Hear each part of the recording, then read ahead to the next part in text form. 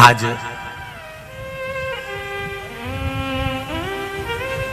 संपूर्ण देशवासियों को अनंग त्रयोदशी की बहुत बहुत बधाई हो। इस त्रयोदशी का मतलब अगर संसार के लोगों को मालूम पड़ जाए, ये केवल साल भर में एक बार आती है।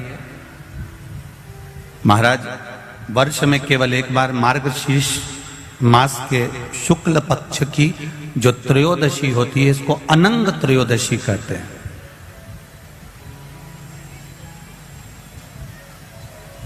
इस त्रयोदशी का महत्व, जिसके परिवार में पति पत्नी का झगड़ा होता हो, जहां अदालत तक बात पहुंच गई हो, या बेटियां मायके रह रही हो, पति कहीं दूसरी जगह रह रहा हो, या किसी पति का या पत्नी का स्मरण कहीं दूसरी जगह हो, इस अनंग त्रयोदशी का मात्र स्मरण, इस अनंग त्रयोदशी का मात्र पूजन, पूरे साल भर में आप शंकर भगवान की आराधना करते हो, पर इस अनंग त्रयोदशी की आराधना का फल ही दूसरा है, इसका महत्व ही दूसरा है।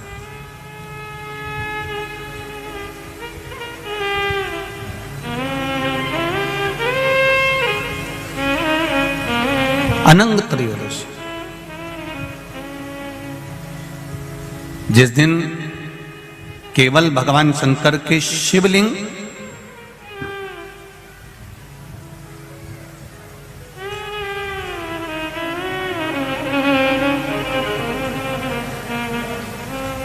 जैसे ये जलाधारी है माता पार्वती जी का हस्तकमल, ये शिवलिंग रखा हुआ है। ये जलाधारी में से पानी बहने का स्थान, बीच में मोटी सी लाइन जहां अशोक सुंदरी विराज रही है, राइट में गणेश जी, लेफ्ट में कार्तिकेय जी, और गोल जो भाग है वो माता जी का हस्तकमल है। और ये जो शिवलिंग रखा हुआ है, ये शिव का स्वरूप है। जहां पर भगवान शंकर का शिवलिंग रखा हुआ है, उस स्थान पर आज अनंग त्रयोदशी के दिन मात्र जिस पति पत्नी का आपस में बैर चल रहा हो, अदालत में झगड़ा चल रहा हो, विवाद चल रहा हो, आपस में प्रेम समाप्त हो गया हो, एक दूसरे का सम्मान करना भूल गए हो, बात बात में झगड़ा करते हो, जरा जरा सी बात में मन मोटाव हो जाता हो, वो केवल एक कच्चे दूध की मात्र उंगली को भिंगाकर अगर जहां शिवलिंग रखा हुआ है वहां पर केवल कामदेव रति शिव और पार्वती का नाम लेकर मात्र उस कच्चे दूध की मात्र उंगली ही फेर देते हैं, तो उन पति पत्नी का जिंदगी में कभी विवाद नहीं हो सकता और कभी गलत मार्ग पर वो जा नहीं सकते। ये अनंग त्रयोदशी की महत्वता है, आज की महत्वता।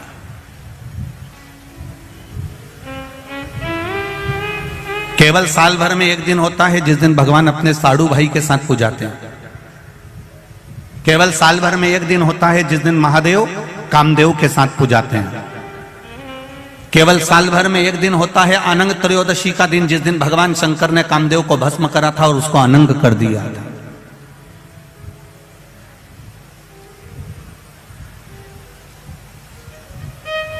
और आज पूरे राष्ट्रवासियों को तो बड़ा प्रसन्नता का विषय है कि आपको अनंग त्रयोदशी के साथ में आज सोम प्रदोष का भी आनंद प्राप्त हुआ है।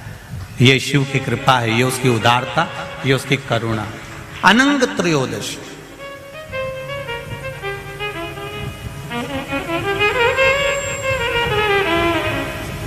अनंग त्रयोदशी,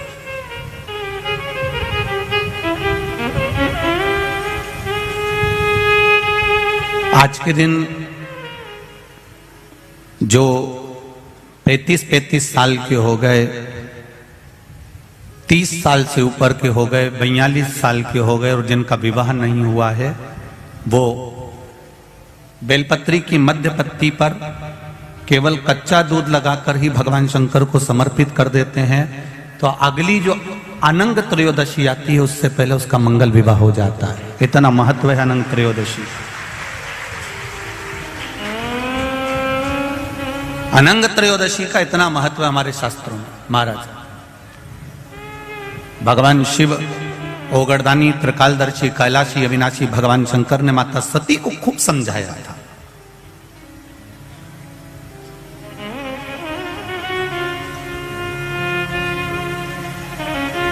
और बारंबार माता सती को समझाया गया कि आप मत जाओ अपने पिता के घर में, पर सती माता नहीं मानी थी और पिता के घर चली गई थी। आखिरी में वो भस्म हो गई थी और शिवजी ने अपने तन पर वो भस्म धारण कर ली। देवादिदेव महादेव ने वो भस्म अपने शरीर पर धारण कर ली। समय आ गया, भगवान देवादिदेव महादेव नेत्र बंद कर कर अपनी साधना में, अपने तप में, अपने आनंद में, अपने राम नाम में, अपने कृष्ण नाम में डूब गए।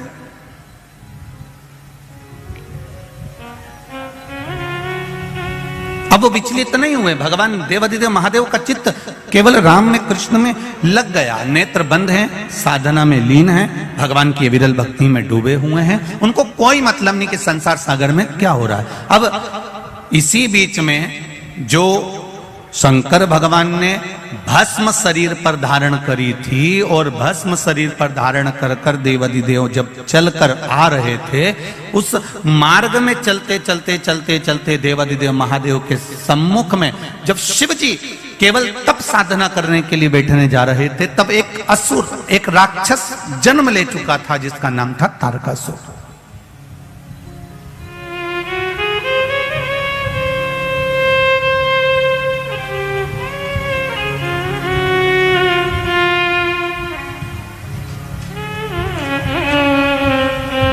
तारकासुर का जन्म हो चुका था। महाराज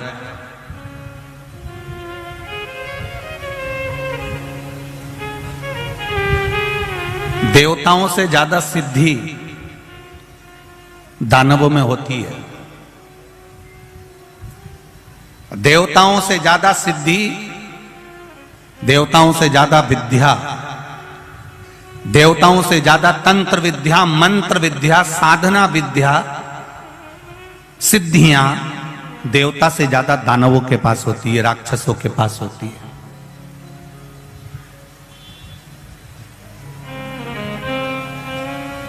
देवताओं के पास में कोई सिद्धि नहीं होती। देवताओं के पास में तो केवल विश्वास होता है परमात्मा के चरणारविंद का। एक दूसरे के प्रति देवताओं के मन में भरोसा होता है। इंद्रदेव का भरोसा है भगवान नारायण पर, नारायण का भरोसा है भगवान शिव पर, ब्रह्मा जी का भरोसा है नारायण पर, वायुदेव, पवन देव, ये जितने भी देवता हुए हैं, गरुण वरुण, जितने भी देवता होते हैं, इनका विश्वास जागृत होता है। देवताओं से ज्यादा सिद्धि दानवों के पास में होती है। उसके बाद भी तुम पूरे पुराणों को उठाकर देख लीजिए, सारे संसार को उठाकर देख लीजिए और जगह जगह जाकर देख लीजिए कि इतनी सिद्धि दानवों के पास में है, इतने मंत्र तंत्र दानवों के पास में है, इतनी सिद्धियां दानवों के पास में है, उसके बाद भी किसी जगह पर दानव की पूजन नहीं होती है। होती है तो केवल देवताओं की पूजन होती है, केवल देवताओं की पूजन होती है। क्योंकि शिव पुराण कहती है कि तंत्र मंत्र साधना, ये सिद्धियां, ये सारी जो सिद्धियां है, ये कुछ दिन की रहती है।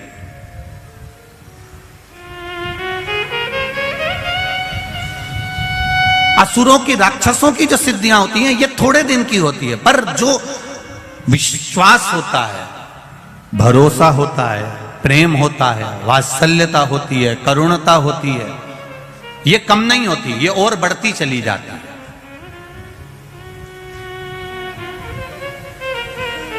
आप जिससे स्नेह करते हो, प्रेम करते हो, विश्वास रखते हो, करुणा रखते हो, वात्सल्यता रखते हो। एक माता अपने पुत्र से प्रेम करती है, वात्सल्यता रखती है, करुणता रखती है, विश्वास रखती है, और बेटा कहीं चले जाए तो मां को नहीं दिखता तो बार बार विचार करती, कहां गया, वो दिख नहीं रहा।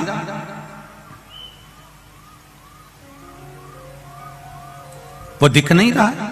कोई कोई स्नेह जो करते हैं, प्रेम जो करते हैं, उसको देखने के लिए तड़पते हैं। और नहीं मिलेगा तो और देखने की तड़प होगी, और नहीं मिलेगा तो और देखने की तड़प होगी। उसी तरह भगवान के प्रति जब हमारा विश्वास जागृत हो जाता है, भगवान के प्रति जब हमारा प्रेम जागृत हो जाता है, ईश्वर के प्रति हमारा भरोसा जागृत हो जाता है, हमारा वात्सल्य, हमारी करुणा और हमारा स्नेह जब बढ़ते चले जाता है, तो उस परमात्मा को देखने की ललकता हमारे भीतर भी जागृत होने लगती है। उसको देखने की ललकता हमारे भीतर और जागृत होने लगती है।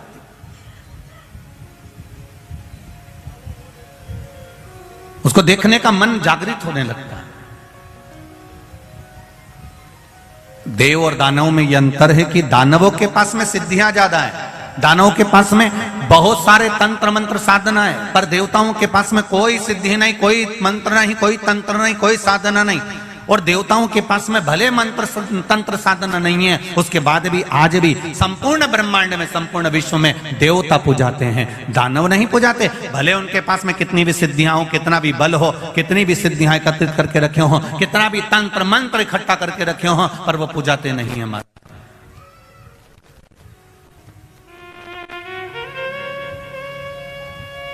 तारकासुर केवल असुरों में एक ऐसा था, तारकासुर ने यह विचार कर लिया कि मेरे पास में सिद्धियों की कमी नहीं है, मेरे पास में मंत्र तंत्र की कमी नहीं है, मेरे पास में बहुत सिद्धियां हैं, बहुत मंत्र तंत्र हैं, पर यह सिद्धियां मेरे किसी काम की नहीं है। तारकासुर ने विचार कर लिया कि मुझे तो भगवान शंकर का भजन करना है, मुझे शिव भक्ति को धारण करना है, और कुछ भी नहीं चाहिए।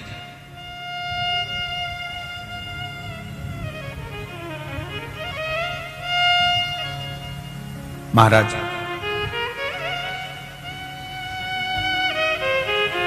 यही चतुरता है। एक कील, एक हथौड़ी, हथौड़ा तुम लेकर आओ, कील ठोकी है, वो कील आड़ी टेढ़ी हो जाएगी, पर एक कारीगर आएगा और वो कील ठोकेगा तो वो कील आड़ी टेढ़ी होगी क्या? नहीं होगी। कारीगर उसमें माहिर है, उसने कील उठाई और ठोकना चालू कर दिया, उसने देखा भी नहीं कील को, ठोकना चालू कर दिया और कील सीधी की सीधी लगी है, वह आड़ी टेढ़ी नहीं हुई है, वह आड़ी टेढ़ी होती ही नहीं है क्योंकि वो ठोक रहा है। तो उसमें कारीगरी जो है वो कील ठोकने में प्रबल है और वो ठोक रहा है। उसी तरह जैसे कील संसार का कोई व्यक्ति ठोक रहा है तो वो आड़ी टेढ़ी हो सकती है, पर कारीगर अगर ठोक रहा है तो वो सीधी ही लगेगी। उसी तरह आप इस मन को, इस चित्त को, इस वृत्ति को कहीं पर भी लेकर चले जाओ, पर किसी श्रेष्ठ कारीगर के पास में अगर पहुंच गए, किसी शिवालय में, किसी शिव महापुराण की कथा में पहुंच गए और वहां कोई कारीगर मिल गया तो इस मन को परमात्मा के चरणों में ठोक ही देगा, ये निश्चित है। ये इसकी श्रेष्ठता है।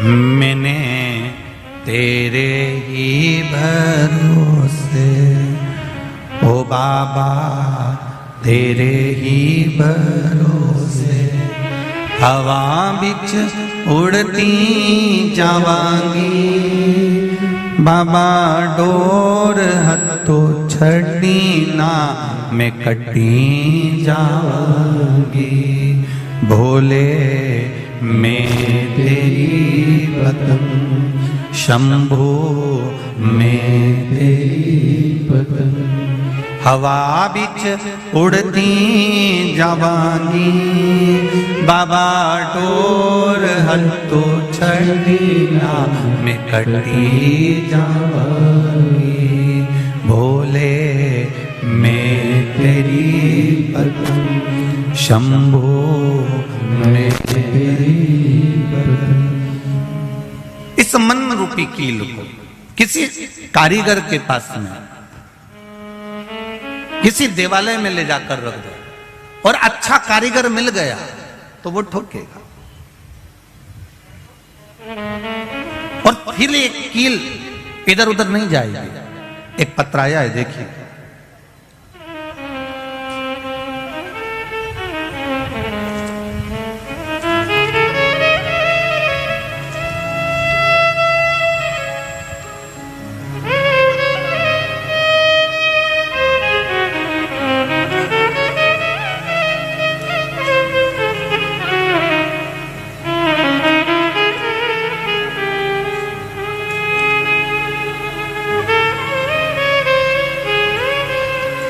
मेरा नाम भावना राजेश पोपट है, मैं मुंबई पालघर से आई हूं।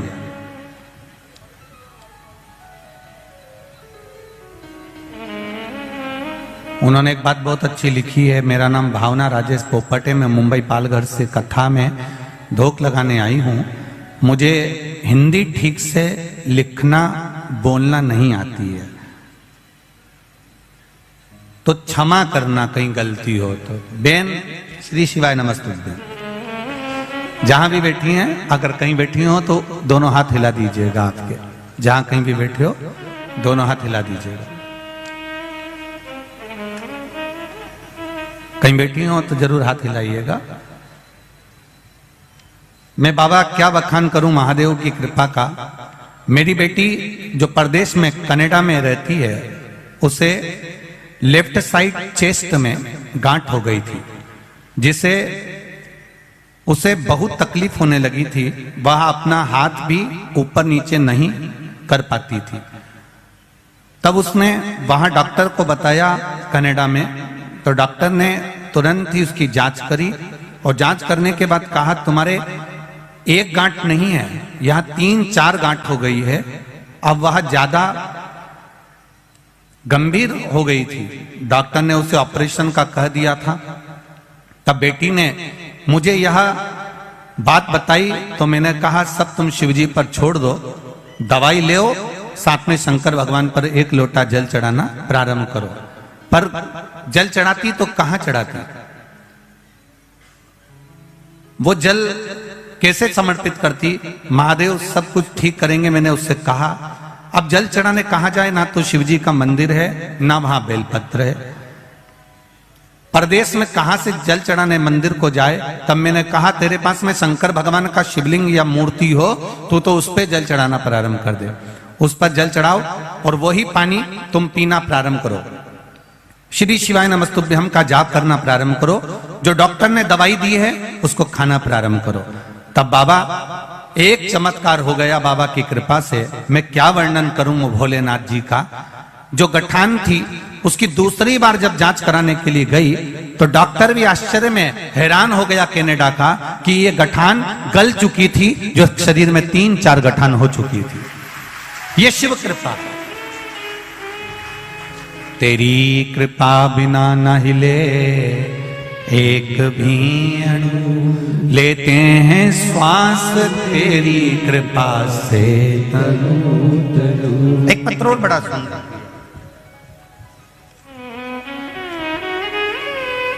पहले तो बच्चे का फोटो देख लो आप।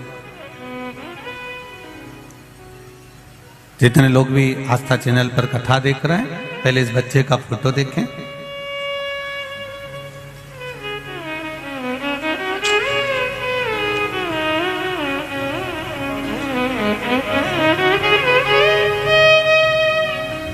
मेरा नाम मंजू बबन पांडे है। मैं औरंगाबाद महाराष्ट्र से आई हूं। कहीं बैठी हो तो हाथ हिलाइएगा, कहीं बैठी हो तो दोनों हाथ हिलाइएगा। अच्छा, उस वाले पंडाल में है क्या, तो दोनों हाथ हिलाइएगा एक बार। मेरा नाम मंजू बबन पांडे है। मैं औरंगाबाद महाराष्ट्र से आई हूं। जहां कहीं बैठी हो तो दोनों हाथ हिलाइएगा एक बार।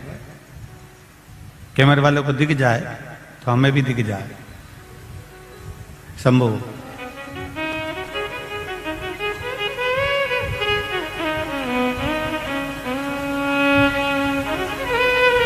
एक लोटा जल टीवी के सामने सुनी हुई कथा का क्या वर्णन करूं गुरुजी। मेरी 5 बेटियां हैं गुरुजी।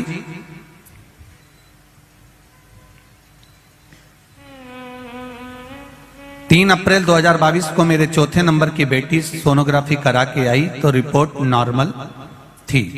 गुरुजी 11 अप्रैल 2022 को उसको दिक्कत शुरू हो गई और डॉक्टर ने उसकी डिलीवरी डेट 14 अप्रैल दी, लेकिन उसको दिक्कत 11 को शुरू हो गई और अपने यहां रामनवमी के यज्ञ में बैठी थी। 4 बजे हम उसे लेकर हॉस्पिटल लेकर गए, उसका ऑपरेशन शुरू किया। लेकिन गुरुजी जब उसके बच्चे को निकाला गया तब बच्चा रोया नहीं, उसके श्वास में तकलीफ हो गई और उसमें कुछ भी ऐसा नहीं था कि वो हिल रहा था। डॉक्टर ने फेफड़ों में दिक्कत बता दी। ऐसा कहा इसको तुरंत दूसरे हॉस्पिटल में ले जाओ। हम एक हॉस्पिटल छोड़कर दूसरे हॉस्पिटल में 6:30 से लेकर 7:30 तक हॉस्पिटल घूमते रहे, पर कोई झेलने को तैयार नहीं था, क्योंकि बच्चा रोया भी नहीं था, श्वास भी नहीं थी। हर तरह से हम परेशान हो गए। तब श्री शिवाय नमस्तुभ्यम का जाप करना प्रारंभ करा। मैंने अपने तीसरे नंबर की बेटी से कहा कि तुम जाओ और शिवजी पर 1 लोटा जल चढ़ाओ और वो जल लाकर तुरंत दो। बेटी ने जल लाकर शंकर भगवान का चढ़ाया हुआ जल लाकर दिया और बाबा की कृपा से, शिव की कृपा से वो जल हाथ में लेकर जब फेरा गया, बाबा की कृपा से बच्चे ने 11:30 पर रोना प्रारंभ करा और बाबा की करुणा ऐसी हुई कि वो बच्चा अब स्वस्थ है। उसका फोटो भी लगाया है गुरुजी, और जिस समय वो हालत गंभीर थी उस समय भी लगाया है। उसकी सारी रिपोर्ट लगा रही हूं उस बच्चे की कि उसके फेफड़े आदि कुछ भी काम नहीं करते थे, यहां तक उसके एक्सरे आदि सब लगाए गए हैं, पूरी रिपोर्टें लगाई गई है। गुरुदेव, ये शिव शंकर का भरोसा और विश्वास है जो आज मेरी गोद में मेरा बाबा का प्रसाद है। ये शिव कृपा। हर हर शिव भक्ति में भगवान शंकर की अविरल भक्ति का जो सुख है, भगवान शिव की अविरल भक्ति का जो आनंद है, वो आनंद कोई साधारण नहीं। बैठिए बहन, जहां कहीं भी आप बैठ जाइए। श्री शिवाय नमस्ते। ये आनंद भक्ति का एक सुख है, विश्वास, भरोसा, दृढ़ता। फिर निवेदन करूंगा, देवों से ज्यादा बल दानवों में है, देवों से ज्यादा सिद्धियां दानवों के पास में है, देवों से ज्यादा तंत्र मंत्र साधना दानवों के पास में है। उसके बाद भी पूरे संसार में, पूरे विश्व में कहीं दानव की पूजन नहीं होती। क्यों? क्योंकि हमारी भारत भूमि जो है वो विश्वास, श्रद्धा और भरोसे के साथ जीती है। हम जितना प्रेम, वात्सल्य, करुणता परमात्मा के चरणों में रखते हैं, उतना सुख हमारे जीवन में हम प्राप्त कर लेते हैं, उतना सुख हम प्राप्त करें।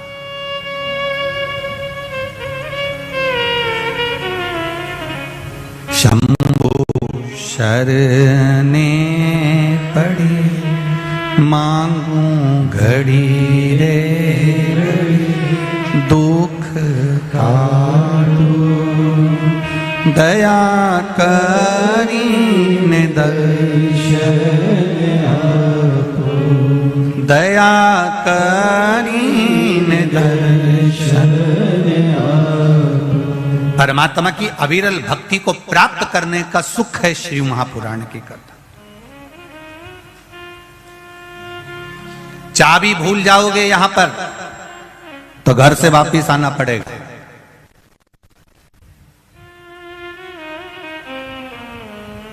एक बात बहुत ध्यान लगाकर सुनना, चाबी की याद कब आती है? जब घर पर, जम के बोलो जरा, पहुंच गए। चश्मा भूल गए, चश्मे की याद कब आती है? जब कुछ पढ़ते से।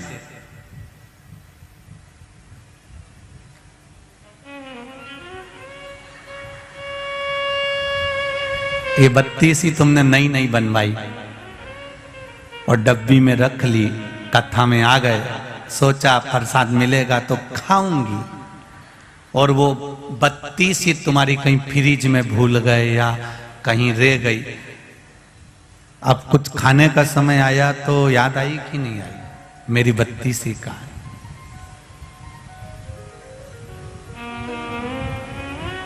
घर जाकर चाबी की याद आती है, पढ़ते समय चश्मे की याद आती है, खाते समय बत्ती सी की याद आती है, और मरते समय शिव की याद आती है। अंतिम बिंदु होता है जब एक्सीडेंट हो गया, ऑपरेशन की समय आ गया, बीपी शुगर गड़बड़ हो गए, कुछ काम बिगड़ गया, तब पंडित जी को फोन लगाया, महाराज जी महामृत्युंजय का जाप बिठा दो, मेरी बहू की तबीयत ठीक नहीं है। पंडित जी मेरे बेटे का एक्सीडेंट हो गया, महामृत्युंजय का जाप बिठा दो। पंडित जी ऐसा हो गया, महामृत्युंजय का जाप बिठा दो। अब कोई भी ये नहीं कह रहा कि कनक धारा का पाठ बिठा दो, श्री सूक्त या पुरुष सूक्त का पाठ बिठा दो।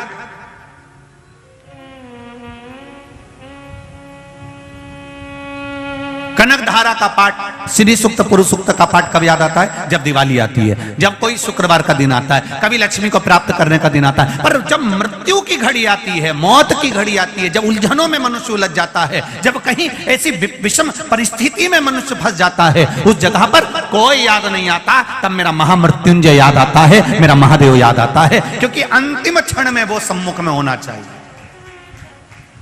अंतिम क्षण में वो सामने होना चाहिए।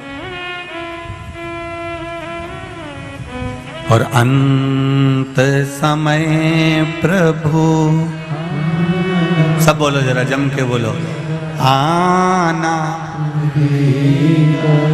वचन दिया तो निभाना पड़ेगा। आए ना आए प्रभु कुटुंब कबीरा, अंत समय प्रभु आना पड़ेगा। वचन दिया तो निभाना पड़ेगा। भगवान अंत समय में तुझे आना ही है, अंत समय में दर्शन देना ही है, ये निश्चित है। तो अंतिम बिंदु में जब परमात्मा याद आएगा, घर गए चाबी याद आई, पढ़ते समय चश्मा याद आया, खाते समय बत्ती सी याद आई, और मरते समय शिव याद आया कि कोई महामृत्युंजय का पाठ बिठा दो, मेरा यहाँ ये तकलीफ आई है, महामृत्युंजय का अनुष्ठान करा दो। शिव को याद कब करा गया? जब अंतिम घड़ी आई, अंतिम क्षण आया, अंतिम पल आया। और शिव महापुराण की कथा कर रही है, अगर अंतिम क्षण में आप शंकर भगवान को याद कर रहे हो, उससे अच्छा है पहले ही चाबी को संभाल के रख लेते, पहले ही चश्मे में डोरी लटका के रख लेते, और पहले ही बत्ती सी को अपने बैग में रख लेते। उसी तरह महादेव को एक लोटा जल प्रतिदिन चढ़ा लेते, तो ये दिन ही नहीं आता, ये दिन ही नहीं आता, ये तकलीफ ही नहीं आती।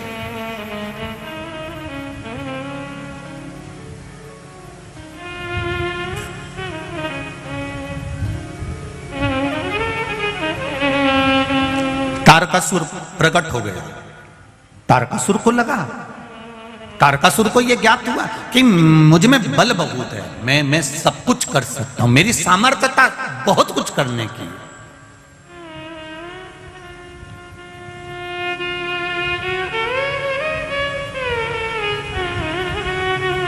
संसार में जितने लोग जन्मे हैं ना,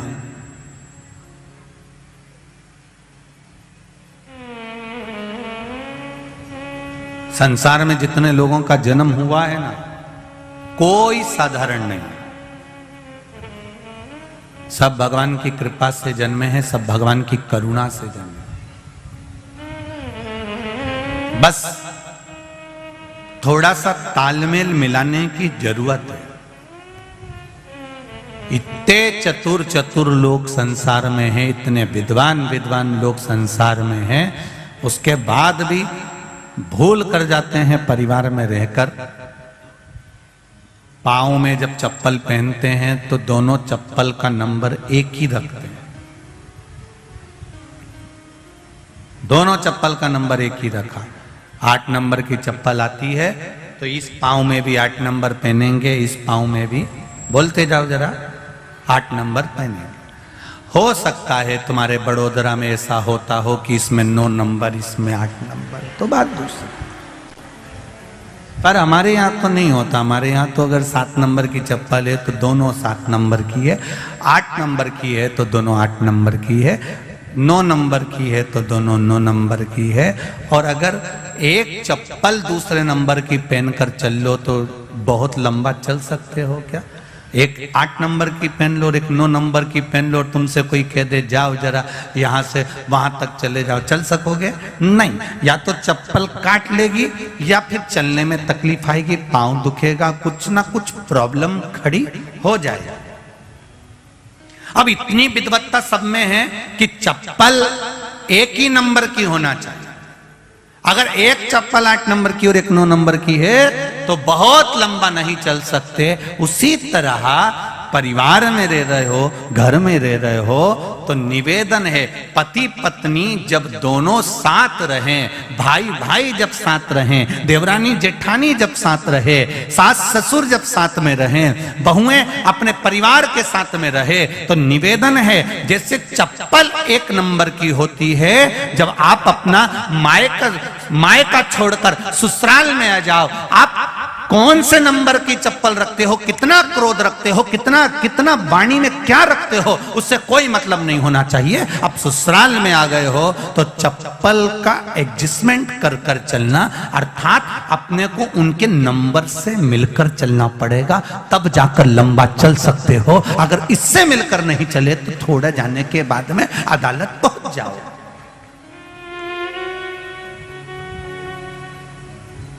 आज के जमाने में सबसे ज्यादा अगर विडंबना है तो ये विडंबना सबसे बड़ी खड़ी होती है, थोड़े दिन तक संबंध रहता है, थोड़े दिन के बाद अदालत में पहुंच जाता।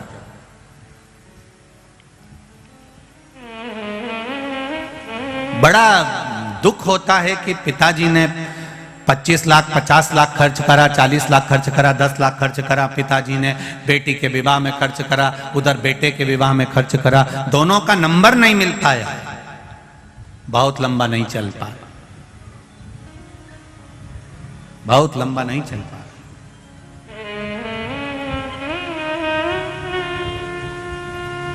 उसको मिलाने का प्रयास करिए।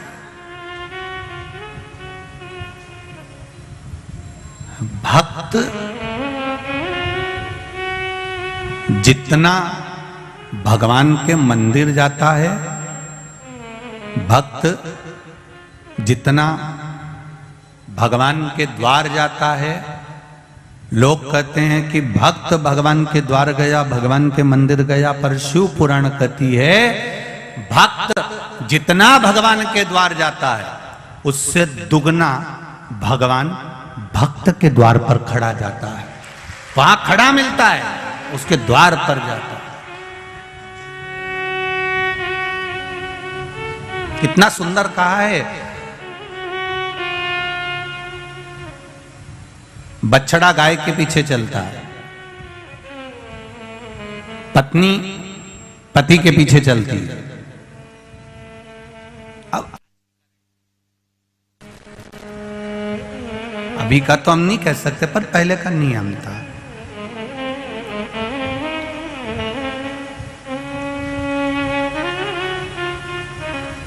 पहले का एक बहुत नियम था कि पत्नी पति के पीछे। एक हमने पहले भागवत जी में एक लीला श्रवण करी थी भगवान कृष्ण की, कि एक गोपी भगवान को बहुत बहुत घर जा जाके रोज चोरी का इल्जाम लगाती थी, रोज प्रतिदिन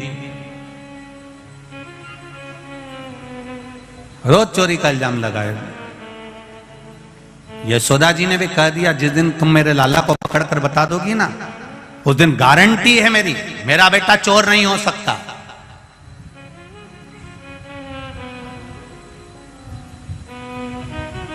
इसने भी कह दिया।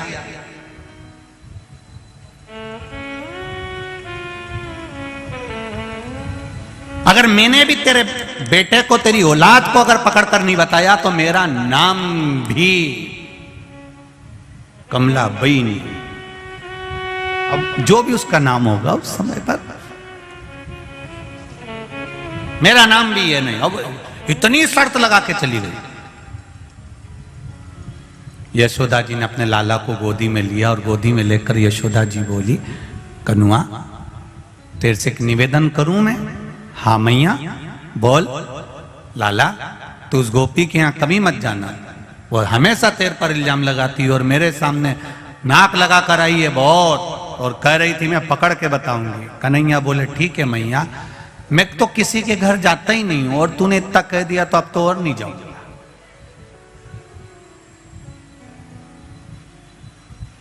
ये मानने वाला है। सबसे पहले उसी गोपी के घर गया, सबको लेके गया। अब गोपी भी इतनी समझदार थी, इतनी चतुर थी कि उसने आज लाला को पकड़ने के लिए मटकी के नीचे घंटी लगा दी थी। नीचे लगा मनसुका, श्रीदामा, मधुसूदन, फिर दाऊ, फिर ऊपर चढ़े कन्हैया।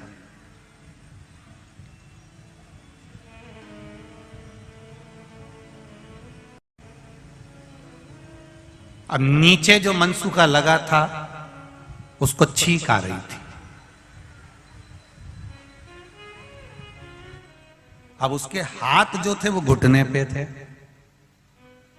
अब वो अगर हाथ हटाता और नाक पकड़ लेता तो छींक नहीं आती, परंतु वो हाथ घुटने पे थे और सबसे नीचे वो ही था और उसको आ रही छींक, और ये कन्हैया सबसे ऊपर।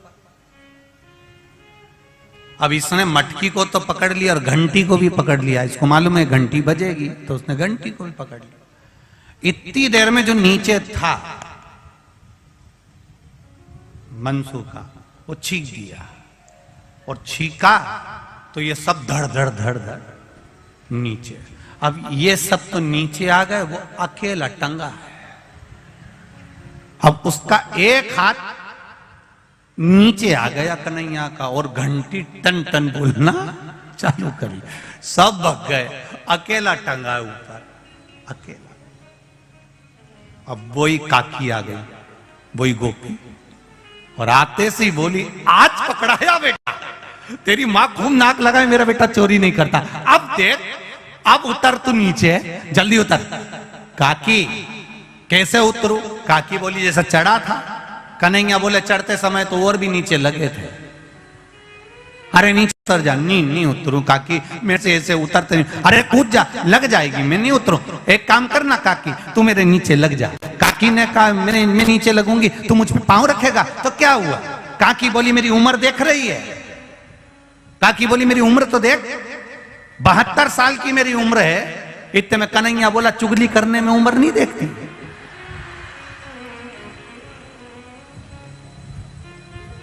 काकी ने बोला मैं लग जाती हूं, तो धीरे से उतरना हो, देख मेरा बुढ़ापे का ध्यान रखना हो।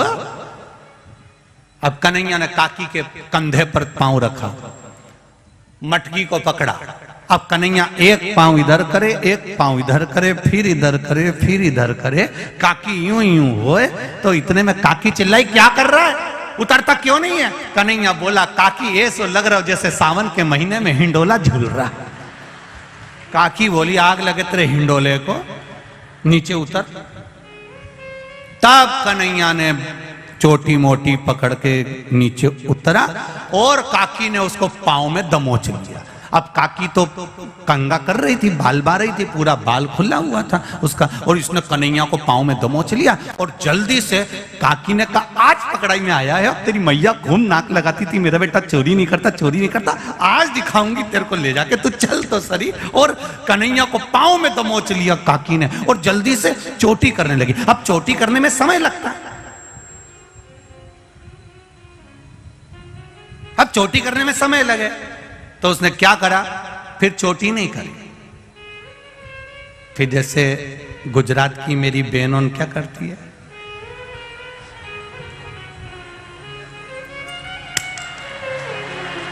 उनमें, और वैसे भी देखो लड़ने जाओ ना तो जूड़ा थोड़ा एनर्जी देता है।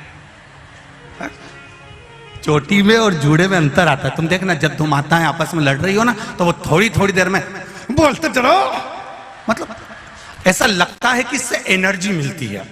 जैसे वो हमारे यहाँ हलवाई जब जलेबी बनाता है तो ऐसा खींच के बनाता है, तो एनर्जी मिलती है तब जले, तो बल तो जरा, तो उससे बल मिलता है।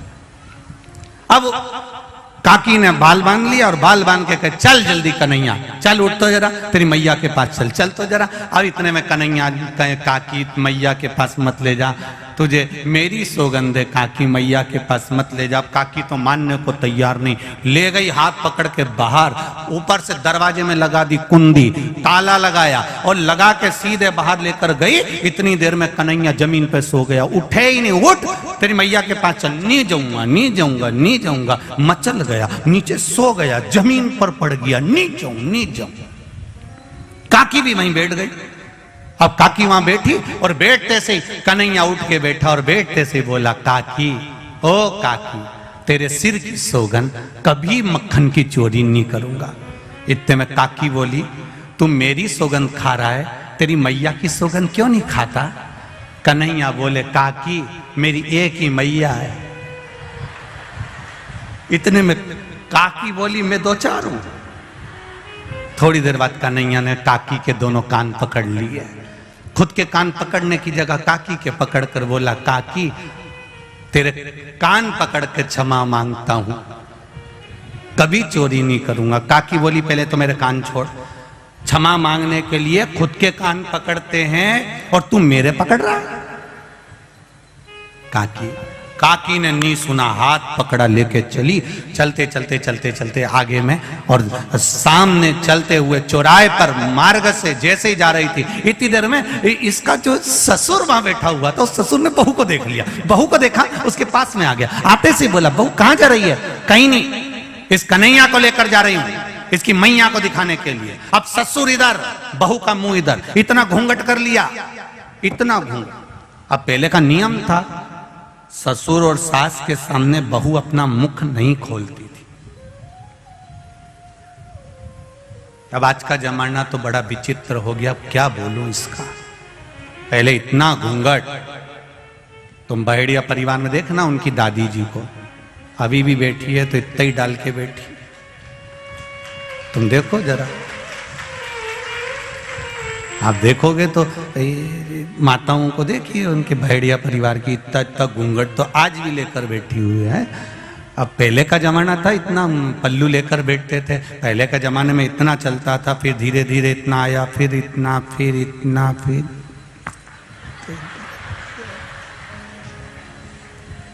अब तो देखते रह जाओगे, नहीं मिल रहा। अब वो इतना पल्लू उतना हो गया। अब तो बहुएं भी 2 बार इतना पल्लू करती हैं। जब शादी कर कर आती हैं तब इतना पल्लू करती हैं, क्योंकि मुंह दिखाई होती है तो सोने की रकम मिलती है। और बहुएं दूसरी बार इतना पल्लू जब करती है कि जब घर में कोई बुढ़ा बुढ़ी डोकरा डोकरी मरता है, कोई बुजुर्ग मरता है, तब इतना पल्लू करती है, क्योंकि आंख में आंसू तो एक भी नहीं आते, बस घूंघट रख के डिजाइन में चिल्लाती रहती है। आंख में आंसू तो आता नहीं। अब इधर ससुर खड़ा, इधर बहू ने मुंह कर लिया, कन्हैया का हाथ पकड़िए और हाथ पकड़ कर लेकर जा रही, इसकी मैया को दिखाने जा रहे हैं। इतने में कन्हैया ने कहा, मैया काकी बहुत प्यास लग रही है, पानी पियान दे। ससुर ने कहा, बेटा छोटा सा बच्चा है, पानी पियान दे। जो कन्हैया का हाथ छोड़ा पानी पीने के लिए ससुर के कहने पर, जल्दी आ। कन्हैया जैसे ही आया, उसने कहा, काकी चल। काकी बोली, हाथ पकड़ा, इन्हें लो ना ससुरा जी का पकड़ा दो, ले।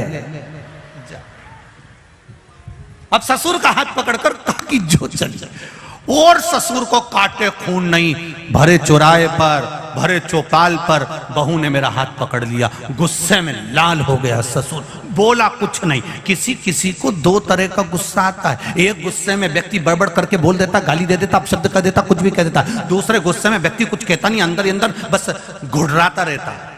ससुरे को वही गुस्सा आया था और कन्हैया ने कह दिया, चल काकी, और ये बुढ़े का हाथ पकड़कर चली। और चलते सी बोली, क्यों रे तेरा हाथ इतना जाड़ा कैसे हो गया? इतने में कन्हैया बोला, पानी पिया ना इसलिए जाड़ा हो गया, और लेके चली। और जैसे ही यशोदा जी के यहाँ दरवाजे पर पहुंची, ससुर तो गुस्से में लाल था, कन्हैया अंदर पहुंच गया खिड़की में से। इसने दरवाजा बजाया, यशोदा, ओ यशोदा, यशोदा, ओ यशोदा। यशोदा जी निकल कर आई। जो ससुर जी को देखा तो यशोदा जी ने मैं पल्लू कर लिया कि घर का गांव का बुजुर्ग है। यशोदा जी ने पल्लू करा और गांव के बुजुर्ग को देखकर जैसे ही पल्लू करा तो यशोदा जी ने पूछा, क्या बात है गोपी? गोपी बोली, देख मैं तेरे कन्हैया को पकड़ कर लाई हूं, दे 2-4 धरके। इतने में ससुर जी ने सोचा, बताओ मेरी बहू मुझे कुटवा रही, रुक जा तू। इतने में यशोदा जी ने पल्लू लेकर कहारी, अरे पलट के तो देख ले कौन को पकड़ के लाई है। इतने में सखी बोली, तू मारे कि मैं मारूं?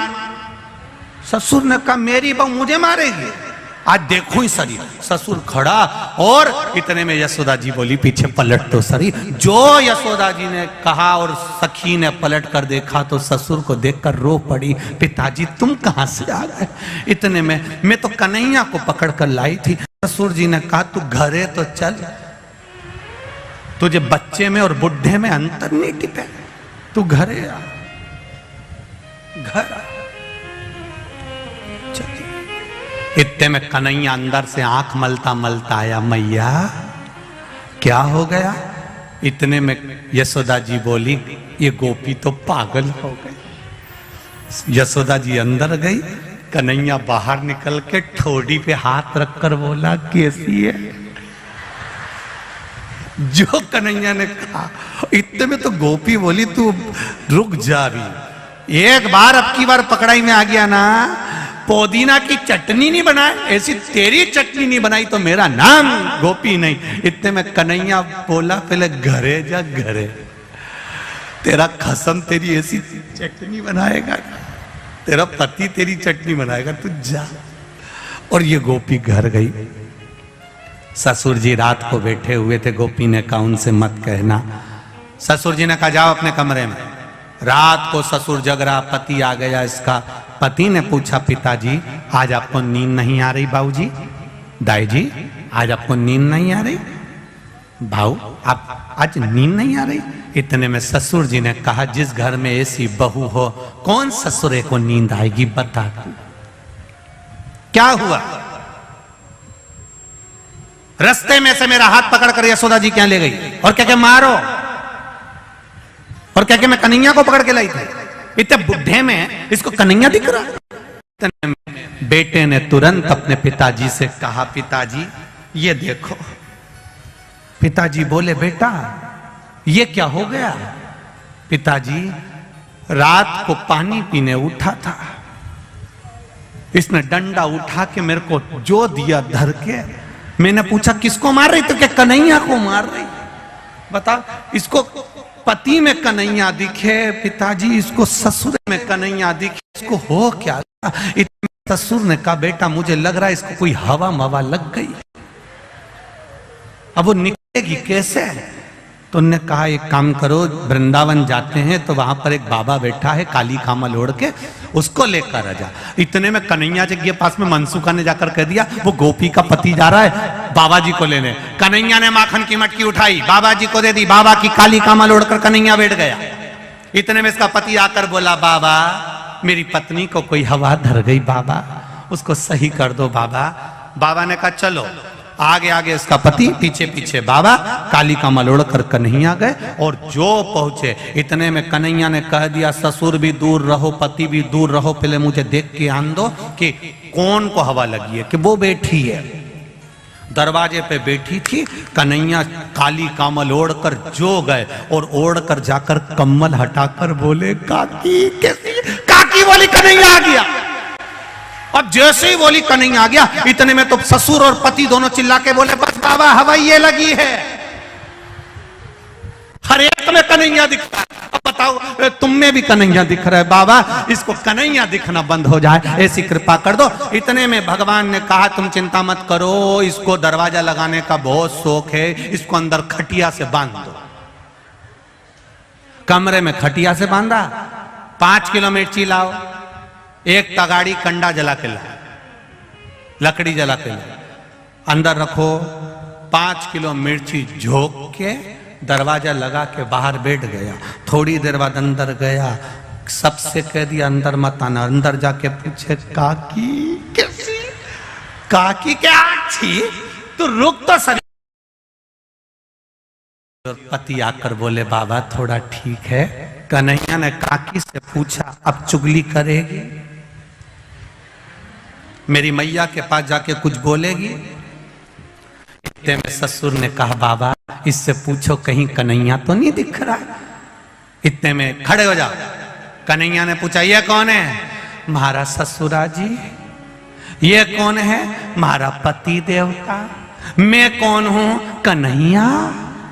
इतने में ससुर ने कहा, बाबा 2 भूतनी तो निकल गई, एक बच्ची है, 5 किलो और झोंक दो तुम तो, और झोंको 5 किलो। और उन्होंने ली ने 5 किलो मिर्ची और झोंक दी। ले अब की बार कन्हैया ने पूछा, ये कौन? महाराज ससुरा। ये कौन? महारा पति देवता। जो बोले, ये मैं कौन? बाबा। बाबा तुम्हें कहीं कन्हैया दिख रहा है? बिल्कुल नहीं दिख रहा, बिल्कुल।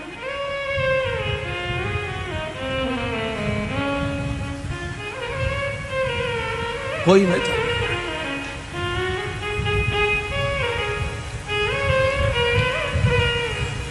हृदय चित्त से कथा कर रही है। भगवान को पाने का एक तरीका, गोपियों के रोम रोम में श्याम है, हनुमान जी के रोम रोम में राम है, और जल चढ़ाने वाले के रोम रोम में महादेव है। उसकी भक्ति का बल बड़ा होना चाहिए, और जब भक्ति का बल बड़ा होता है तब भगवान को प्राप्त करने का तरीका बदल जाता है। गोपियों को भगवान के प्राप्त करने का तरीका बदलना पड़ा। हनुमान जी महाराज पहली बार राम जी से मिले थे, उन्होंने भगवान को प्राप्त करने का तरीका बदल लिया। संत ब्राह्मण का रूप रखकर राम जी के पास जाकर परीक्षा ले लेते, तरीका बदला। भगवान को पाने का भी तरीका बदल गया।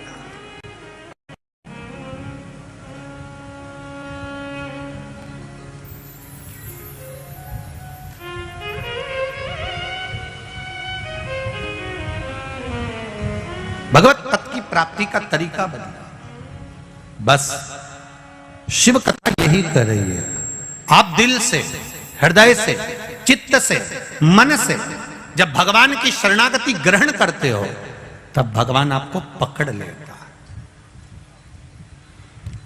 गाय के पीछे बछड़ा चलता है, पति के पीछे पत्नी चलती है, और भक्त के पीछे मेरा महादेव चलता है, वो पीछे पीछे चलता है।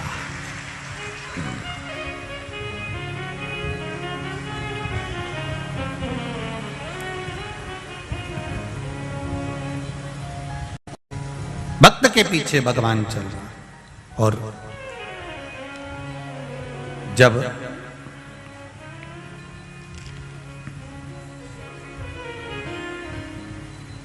भक्त के पीछे जब भगवान चलता है तो वो अपने भक्त को कभी दुखी नहीं देख सकता।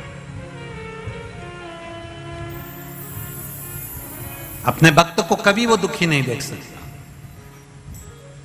आप सबसे एक निवेदन, तारकासुर से थोड़ा सा सीखना है हमको कि तारकासुर असुर होकर, राक्षस होकर भी भगवान शंकर की भक्ति को नहीं छोड़ा था। जीवन में तकलीफें आती हैं, कष्ट आता है, रोग आता है, बीमारी आती है, तकलीफ आती है। कभी ये विचार मत करना कि भगवान ने मेरा साथ छोड़ दिया। कई लोग कहते हैं कि कोई मर गया तो लोग भगवान को छोड़ देते हैं, भगवान को भजना छोड़ देते हैं, पूजन छोड़ देते हैं। नहीं नहीं,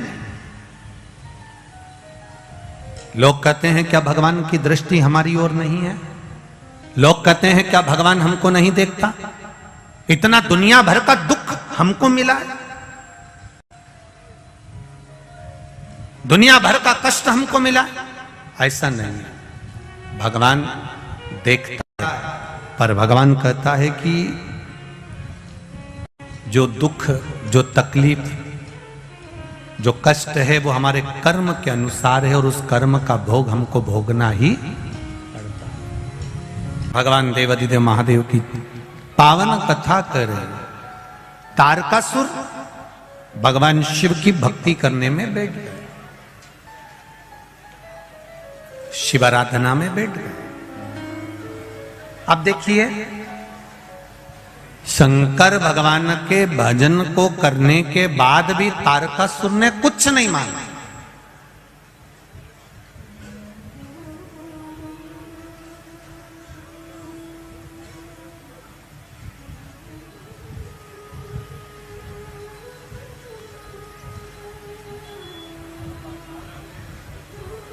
प्रसाद का एक मतलब अच्छे से समझिए जरा।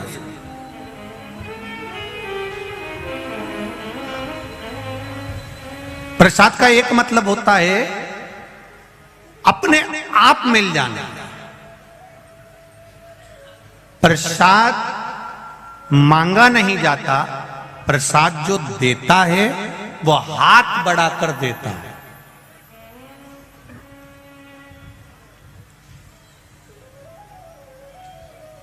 और बहुत ध्यान दीजिएगा जरा थोड़ा सा। एक वो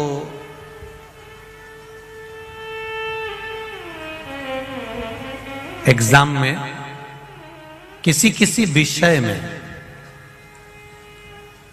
बच्चे को 5 नंबर, 4 नंबर, 7 नंबर ज्यादा मिलते हैं, किसी किसी।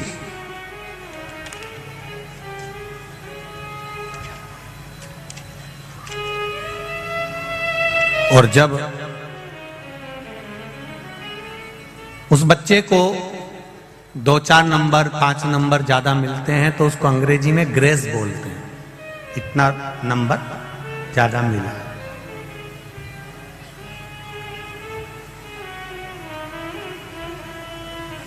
मतलब वो उसने मांगा नहीं है।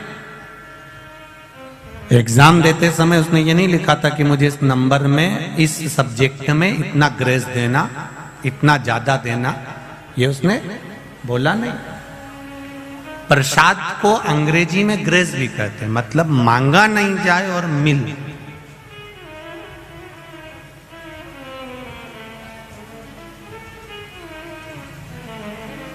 तारकासुर ने कुछ नहीं मांगा देवादिदेव महादेव से, फिर भी तारकासुर को सब मिल गया। तारकासुर का एक सुंदर महल था, सुंदर नगर था, सुंदर खूब बंगला ने राजसी ठाट तारकासुर का था। उसने मांगा कुछ नहीं, उसको ग्रेस में मिल गए। शिव प्रसाद होता ही ऐसा है। शंकर भगवान को जल चढ़ाओ, बेलपत्री चढ़ाओ, तुम कुछ भी मत मांगो तो भी शंकर भगवान अपने मंदिर से जाने वाले को, अपने देवालय से, अपने शिवालय से जाने वाले को ग्रेस मतलब कुछ ना कुछ देकर भेज ही देते हैं, भले वो मांगे ना मांगे। हाथ फैलाए ना फैलाए, कुछ ले ना ले, वो हाथ बड़ा कर देता है। वो मेरा देव अधिदेव महादेव है जो दे रहा, उससे मांगा नहीं जाता, वो दे देता है।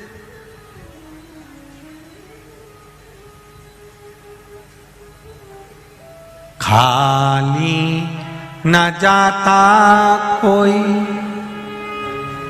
दर से तुम्हारे,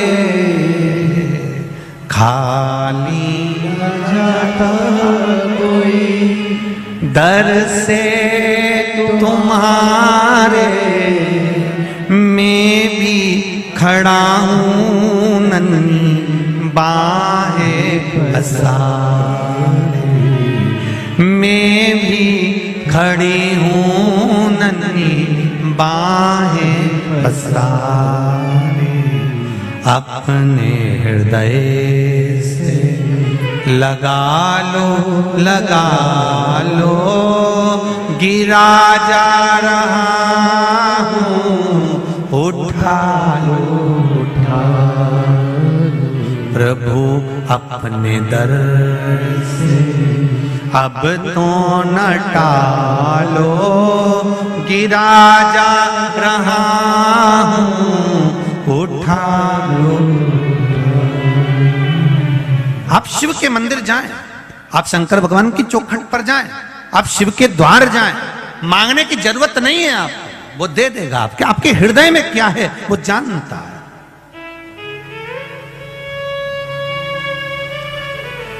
अभी इंदौर की कथा किस किसने सुनी थी टीवी पर? हाथ उठाओ जरा, जिसने सुनी। सबने सुनी है? धरो धरो, वापिस धरो। ठीक है। इंदौर की कथा में एक बात कही थी कि ब्रह्मा जी के सामने ब्रह्माणी ने, ब्रह्मा जी के सामने सरस्वती ने, ब्रह्मा जी के सामने वीणा देवी ने अहंकार के शब्द कह दिए थे कि मुझ में इतना स्वर है, मुझ में इतना ज्ञान है। तब ब्रह्मा जी ने कह दिया था कि तुम्हें शंकर भगवान के पास जाना पड़ेगा। तुम रुका जी के पास गई, तुम रुका जी ने उनको ज्ञान नहीं दिया, तब जाकर शिव जी ने उनको शास्त्रीय संगीत का सुर प्रदान किया। जब सरस्वती माता को स्वर दे दिया गया, जब सरस्वती माता को भगवान शंकर ने, नटराज ने सब कुछ दे दिया, तब माता सरस्वती ने नटराज से कहा, भोलेनाथ जी से कहा मेरे लिए भी तो कोई आज्ञा करो। आपने मुझे इतना दिया है तो मैं गुरु दीक्षा में आपको क्या, मैं आपको क्या प्रदान करूं?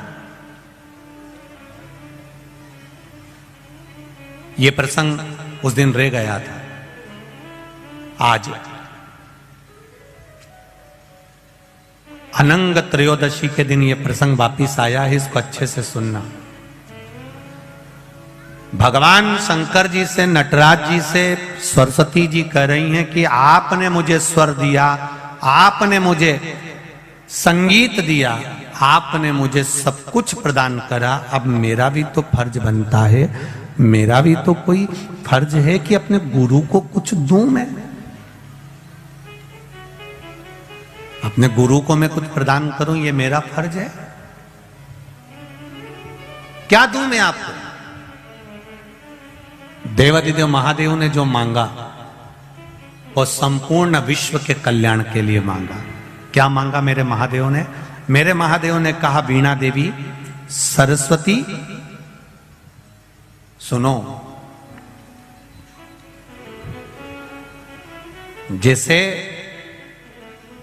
जरासंध और दुर्योधन ने जो मांगा था, भीम के हृदय की बात आपने माता पार्वती को बताई थी।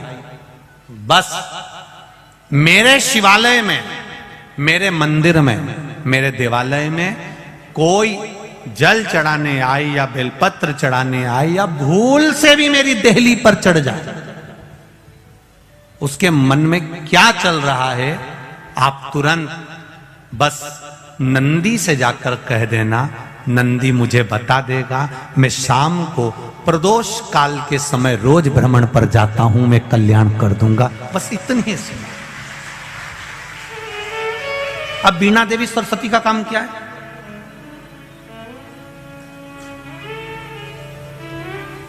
वीणा देवी सरस्वती का काम क्या है? शिव जी के मंदिर में वीणा देवी सरस्वती का कार्य क्या है?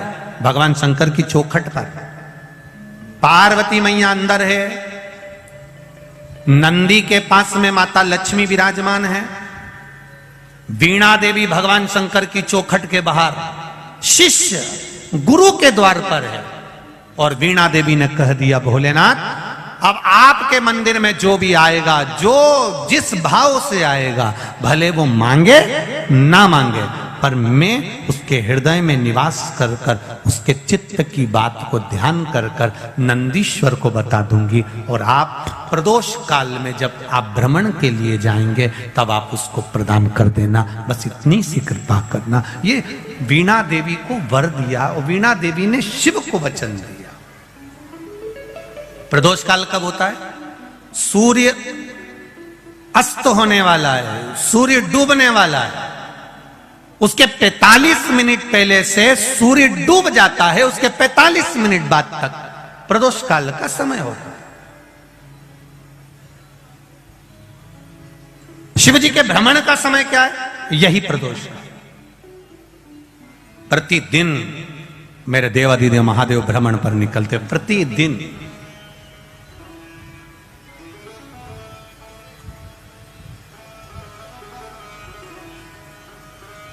प्रदोष काल के समय पर वट वृक्ष के नीचे दिया लगाया जाता है। वट वृक्ष के नीचे लौंग का मात्र भोग रख दिया जाता है। लौंग मात्र, अगर वट वृक्ष के नीचे दिया लगाकर एक लौंग का जल या लौंग भगवान वटकेश्वर महादेव के नाम से भी अगर शिव को समर्पित करी है तो ये निश्चित है कि कर्जा कितना भी भारी होगा वो कर्जा चूकेगा जरूर, और कहीं ना कहीं से लक्ष्मी की व्यवस्था देवादिदेव महादेव करेंगे। एक पत्र आया है, इसी कर्जे को चूकने वाला एक पत्र, किसी ने अपना फोटो भी भेजा। देखिए,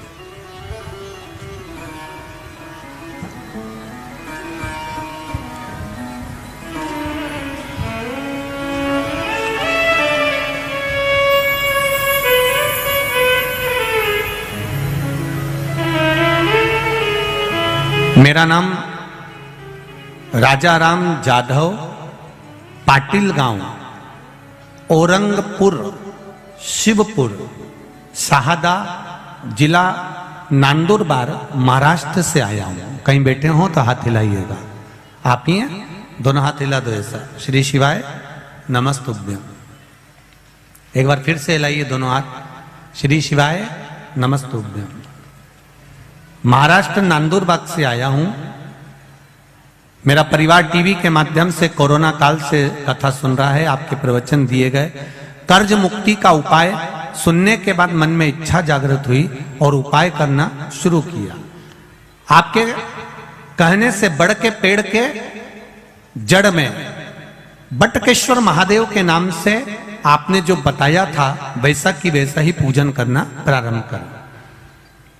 चावल हल्दी मिलाकर जल छोड़ना, बाबा जी की इच्छा से प्रसाद स्वरूप जैसा आपने वर्णन किया था वैसा ही कर कर वहां से जल लाकर, जिस खेती में, खेती का फोटो भी मैं लगा रहा हूं, जमीन का फोटो लगा रहा हूं, जिस खेती में एक अन्न का दाना नहीं होता था, पूरा कर्जे में डूबता चले गया था, बाबा की कृपा से बाबा ने ऐसी प्रेरणा दी कि हमने उस खेती में बटकेश्वर महादेव का पूजन करने के बाद अभी तक जो फसल लगाते थे वो फसल हटाकर हमने उसमें मिर्ची बो दी।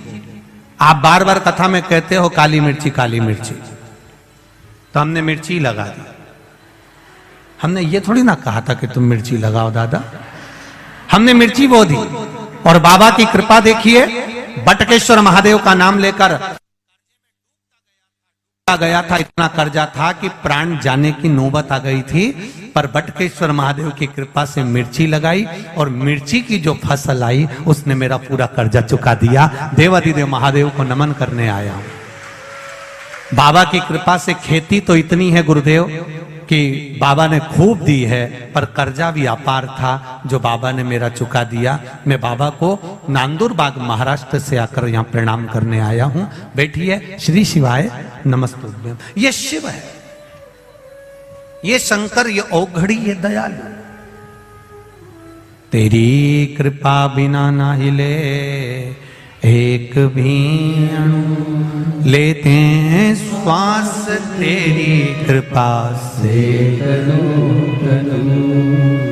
बखान क्या करूं मैं राखों के ढेर का, चपटी भभूत में है खजाना कुबेर का।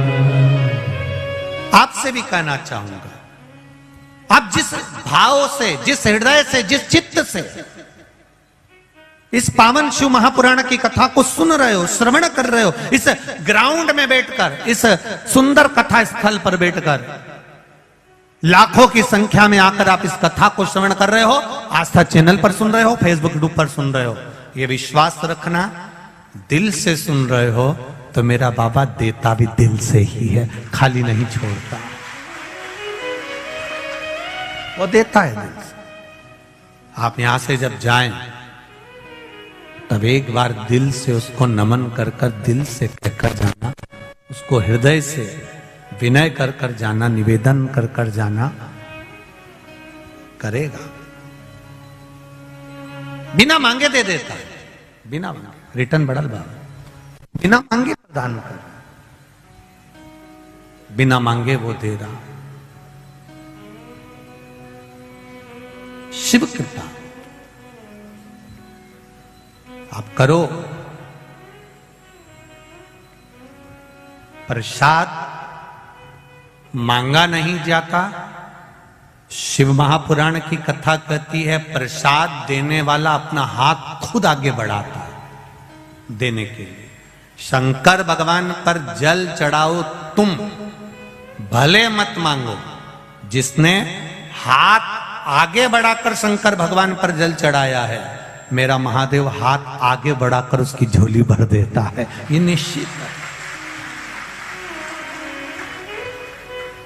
राम जी को, भगवान कृष्ण जी को, लड्डू गोपाल जी को, घर में जितने भी देवी देवता हैं उनका जब हम पूजन करते हैं, उनको स्नान कराते हैं, तो आपको हाथ लंबा करने की जरूरत नहीं पड़ती है। वहीं की वहीं आप भगवान को स्नान करा देते हैं, जल चढ़ा देते हैं। पर केवल एक देवाधिदेव महादेव ऐसे होते हैं जिनको जल चढ़ाने के लिए आपको अपना हाथ आगे बढ़ाना पड़ता है। हम जब अपना हाथ आगे बढ़ाते हैं देने के लिए, तो महादेव भी अपना हाथ बढ़ाते हैं सब कुछ लुटाने के लिए। आप उसके बल पर, वो प्रदान करता, वो देता। महाराज सरस्वती जी ने मांगा मुझे कुछ वर दीजिए, दे दिया। अब आपसे निवेदन है कि आप बोलिए मैं क्या कर सकती हूं आपके लिए, क्या करूं मैं आपके लिए। बस इतना करिएगा, मेरे दरवाजे पर कोई आए उसके मन की बात मुझे बता दीजिए। प्रसाद लेने वाला और देने वाला दोनों में अंतर होता है।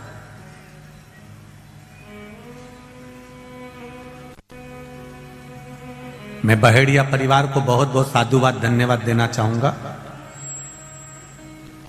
पुत्र काव्य की स्मृति में यह कथा चल रही है और आपका जो आत्मीय प्रेम यहां पर आए हुए भक्तों के प्रति, जो रात को 5-5, 10-10 हजार, 15-15 हजार लोग यहाँ ठहर रहे हैं, उनको सुबह चाय बिस्कुट, फिर भोजन, रात्रि को सब सोते हैं, तब सुंदर दूध उकलवाकर सबको गिलास भर भर कर दूध पिला देना, रात भर चाय चला देना।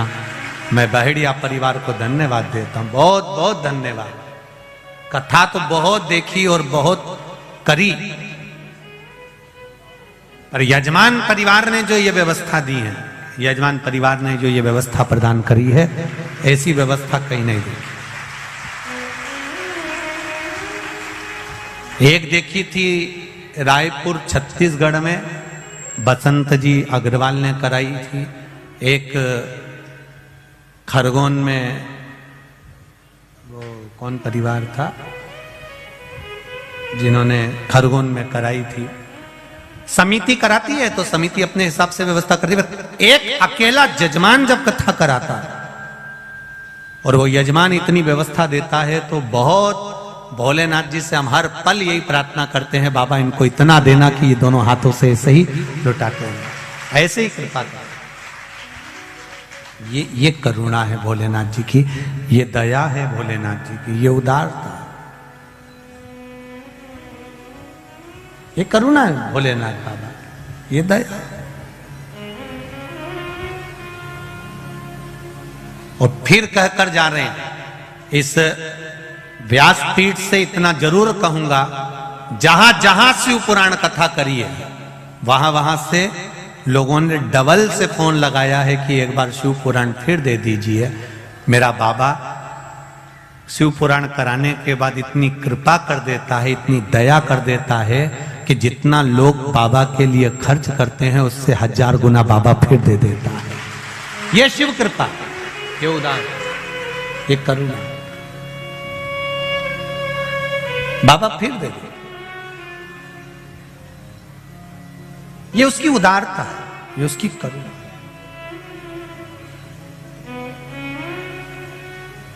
महाराज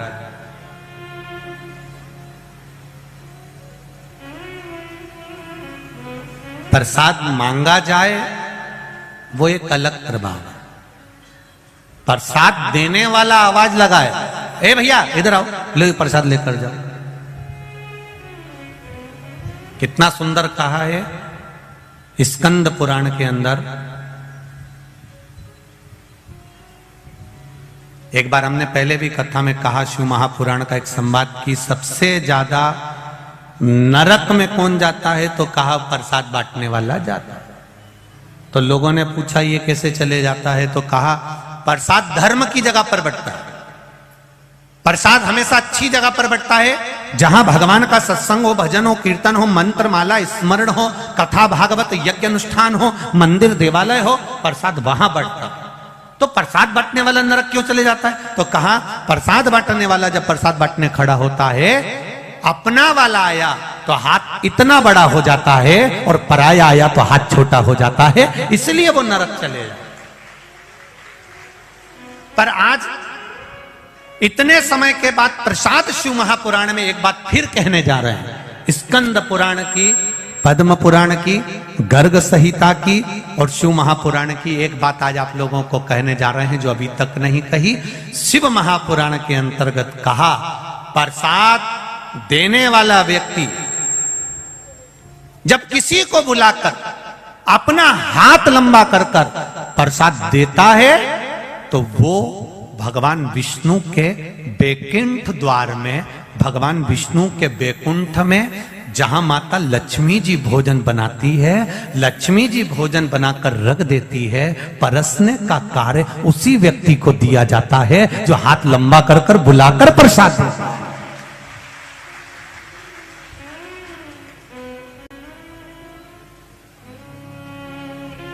और हमने देखा यहाँ बहेड़िया परिवार जो कथा करा रहा है, हमने छोटे छोटे वीडियोस आप लोगों के, हम लोग तो कभी रसोई घर जाते नहीं तो गए भी नहीं, तो हमने उसमें वीडियो में देखा कि कई माताएं बुला कर दे रही, भैया चाय लो, उधर से बिस्कुट लो, भैया आओ इधर आओ, चाय लो, उधर बिस्कुट रखा है, बिस्कुट लो, लो दूध प्रसाद लो भोजन प्रसाद लो।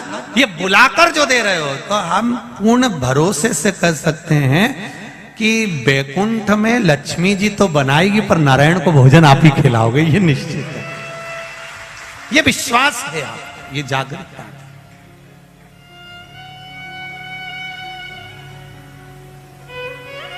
जब बड़ी बड़ी कथाएं का आनंद लेते हैं तो रोड पर भी लोग स्टॉल लगाते हैं, कोई पोया बांटता है, कोई चाय बांटता है, कोई हलवा बांटता है, कोई सामान बांटता है, आवाज लगा के भैया आओ इधर आओ, ये लेकर जाओ, सालासर जी जाओ, सालासर जी में मेला हो, खाटू श्याम जी जाओ, खाटू श्याम जी का मेला हो, सांवरिया जी जाओ, सांवरिया जी का मेला हो, आप चार भुजा जी जाओ, चार भुजा जी का मेला हो, बड़े बड़े सेट स्टॉल लगाते हैं, आवाज लगाते हैं, आओ ले जाओ, दोनों हाथों से लुटाते हैं। मुझे लगता है उन्होंने भी शिव महापुराण दिल से सुनी होगी कि हाथ लंबा कर कर देने वाले के लिए मेरा महादेव हाथ लंबा कर कर करोड़ों लुटा देता, ये दे देता, ये उसकी उदारता, ये उसकी कृपा है, ये उसकी करुणा है।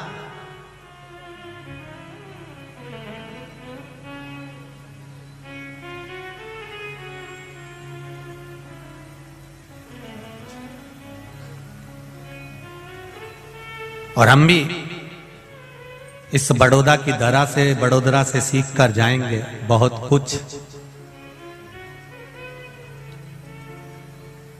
कि 16 फरवरी से 22 फरवरी तक जो सीहोर में रुद्राक्ष महोत्सव होने वाला है, रुद्राक्ष का वितरण और रुद्राक्ष महोत्सव का जो आनंद होने वाला है फरवरी में, हम भी प्रयास करेंगे कि जैसा बहेड़िया परिवार दोनों हाथों से दिल से हम कहना चाहेंगे जहां जहां पर कथा करी है सबसे, कि दिल से आप भी आकर आनंद के साथ हाथ लंबा कर कर खूब लोगों को खिलाओ, चाय पिलाओ, चाहे पोहा खिलाओ, चाहे हलवा खिलाओ, दिल से लुटाइए आनंद के साथ, ये सीख कर जाए। और हम भी पूर्ण आनंद के साथ उस कथा का रस तत्व, पूर्व में अति भीड़ होने के कारण बस, परंतु अब की बार व्यवस्थाएं भी उस हिसाब से करें जिससे आप लोगों को रुद्राक्ष अच्छे से प्राप्त हो जाए और उसका आनंद आपके जीवन में मिले। महाराज शिव कथा कह रही है, भगवान देवाधिदेव महादेव का चरित्र कह रहा है।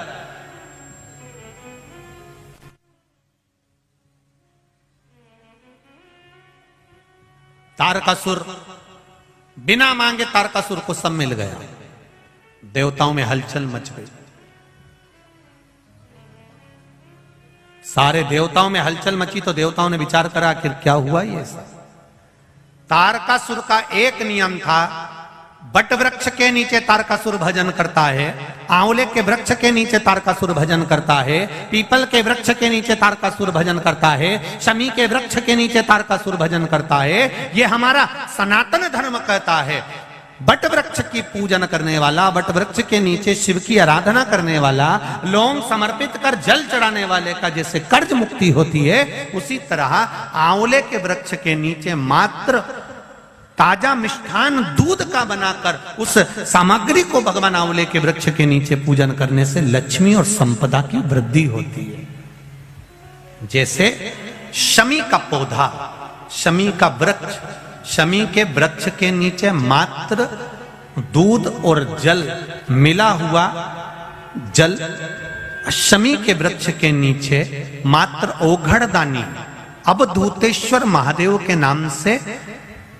केवल हफ्ते में एक बार भी अगर दूध और जल का मिश्रण शमी के पौधे के नीचे कर दिया जाता है तो कहते हैं शरीर में बड़ी से बड़ी अगर बीमारी है, कहीं कैंसर जैसा रोग है या किडनी लीवर जैसा रोग है, कोई भी तकलीफ, कोई गांठ अगर शरीर में हो गई है तो शमी के वृक्ष के नीचे दूध का जल थोड़ा सा हफ्ते में एक बार अवधूतेश्वर महादेव के नाम से समर्पित कर देने से रोग का निवारण होने लगता है, रोग थम जाता है और उस आगे नहीं बढ़ पाता और उसका इलाज चालू हो जाता है, सुख का अनुभव हो जाता है।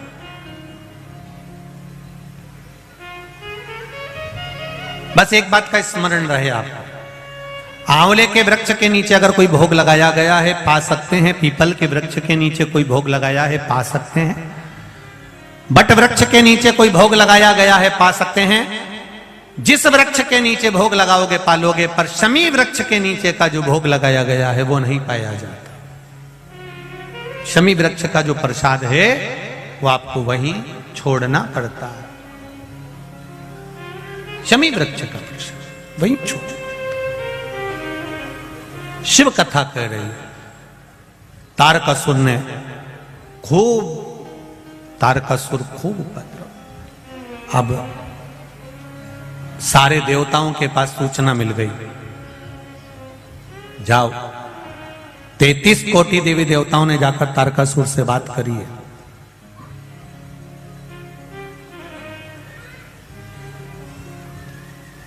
तैतीस कोटि देवी देवताओं ने तारकासुर से बात करी।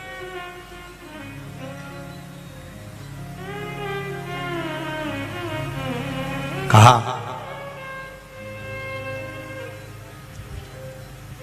आप उपद्रव कर रहे हो, तब साधना करा, भजन करा, कीर्तन करा, सब कुछ आपके पास में है, अब उपद्रव क्यों करना?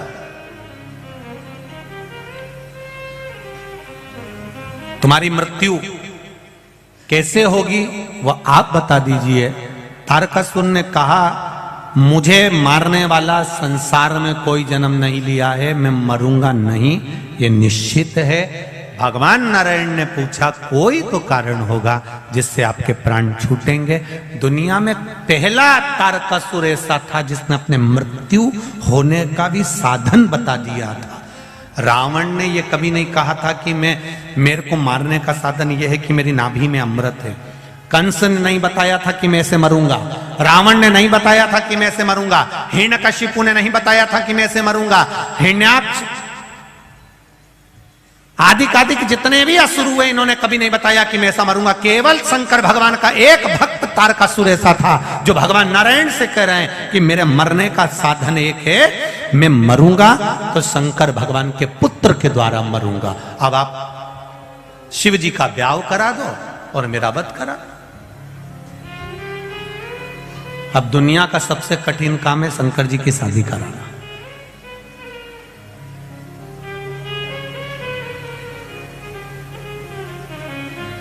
आज के जमाने में सबसे ज्यादा कठिन काम है बेटी को ये बोलना, बच्चों को ये बोलना कि अब मैं तुम्हारी शादी पक्की कर रहा हूं और वहां कर रहा हूं। इतने में बेटा बेटी का मुंह भगोना हो जाता है। पापा हमसे तो पूछते, मम्मी पापा हमसे तो कुछ पूछते ही नहीं है, उन्होंने मन से मेरा ब्याह पक्का कर दिया, मुझसे पूछना तो था। शिव जी के संतान के द्वारा मेरे प्राण छूटेंगे, शंकर भगवान का जो पुत्र होगा वो मुझे मारेगा। ये तारकासुर ने भगवान नारायण से कह दिया। रावण ने कभी नहीं कहा मेरी नाभि में अमृत है, हिरण्यकशिपु ने कभी नहीं कहा कि मैं ऐसे मरूंगा, कंस ने कभी नहीं कहा मैं ऐसे मरूंगा, हिरण्याक्ष ने कभी नहीं कहा मैं ऐसे मरूंगा, पर तारकासुर एक अकेला था, शंकर का भक्त था, इसलिए कह दिया शिव जी के पुत्र के द्वारा मरूंगा। अब तुम शिव जी की शादी करा।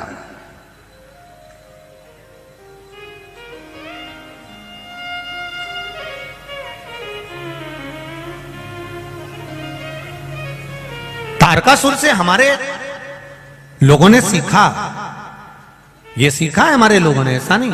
बेटी का ब्याह करना है, बेटे का ब्याह करना, करूंगा, पर थोड़ा सा पहले मकान बना लूं, थोड़ा सा मकान का ये काम करवा लूं, इसके बाद बेटी ब्याह का। मतलब तारकासुर का संबोधन ध्यान में है, मरूंगा पर शंकर भगवान के पुत्र के द्वारा मरूंगा।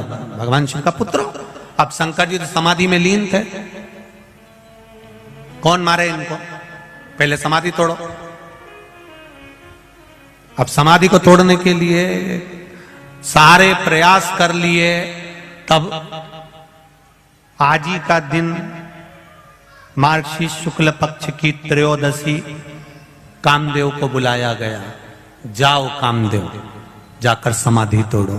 कामदेव ने तीक्ष्ण तीक्ष्ण बाण चलाए, खूब चलाए, पर शिव जी की समाधि नहीं टूटी। तब समाधि में बैठे हुए देवाधिदेव महादेव को माता सती ने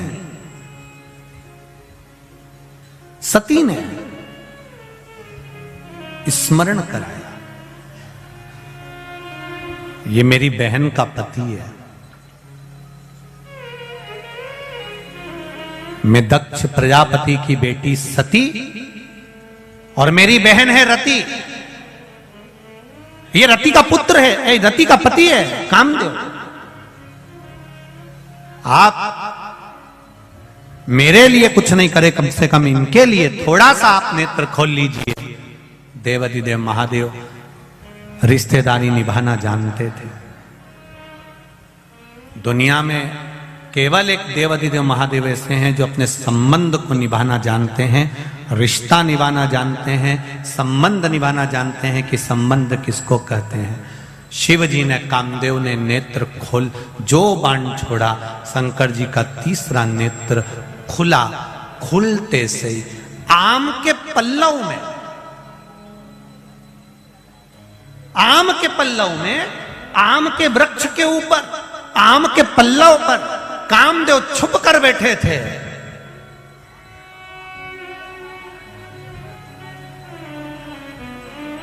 जलकर बस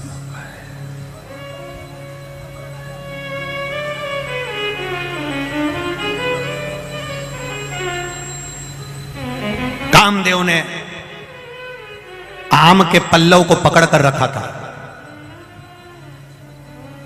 आम के वृक्ष को, आम के पल्लव को पकड़ कर रखा है कामदेव ने।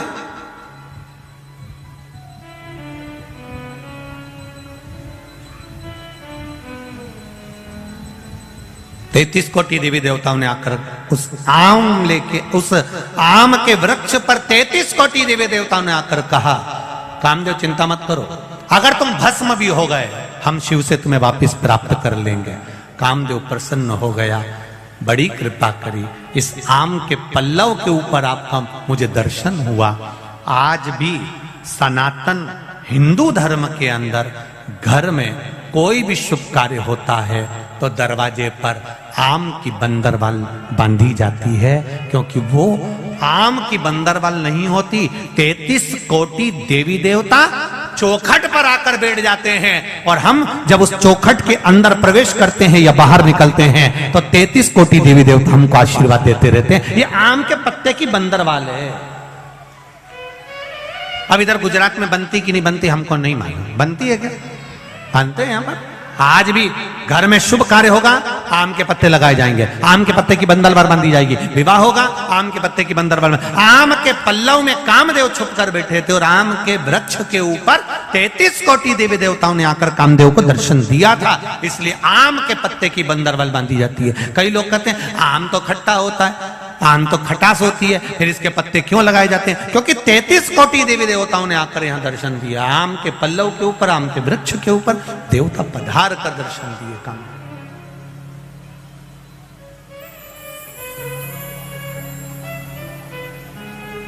महाराज भगवान देवाधिदेव महादेव शिव औघड़दानी, त्रिकालदर्शी, कैलाशी, अविनाशी, मेरे बाबा, मेरे शिव, कामदेव को भस्म कर दिया। कामदेव आकर रोने लगा। रति कामदेव की धर्मपत्नी रो रही है, मेरा पति मार दिया केवल देवताओं के हित के लिए, मेरे पति के प्राण छूट गए केवल देवताओं के हित के लिए। भगवान शिव ने, भगवान ब्रह्मा विष्णु देव आदि सारे देवताओं ने मिलकर भगवान की स्तुति करी। तब कहा तुम्हारा पति तुमको मिलेगा जब भगवान कृष्ण पृथ्वी पर आएंगे, द्वापर में कृष्ण आएंगे, तब उनके उस पुत्र के रूप में तुम्हारा पति वापिस तुम्हें मिल जाएगा। तब तक इनका शरीर दिखेगा नहीं, पर ये रहेंगे, इनको अनंग कहा जाए। आज वही कौन सी त्रयोदशी है, जम के बोलो जरा, अनंग त्रयोदशी। रति की आंख में आंसू भरा था, मेरा पति चले गया, मैं उनके बिना कैसे रह सकती, मैं भी अपना प्राण त्याग दूंगी। शिव जी ने मना करा, नहीं रति, तुम प्राणों को नहीं त्यागोगे। तुम्हारी तप साधना के बल पर, तुम्हारी तप साधना के प्रभाव से तुम्हारा पति तुम्हें वापस मिलेगा। और कृष्ण अवतार की कथा कहती है, ले जाकर समुद्र में डाल दिया था प्रद्युम्न को, तब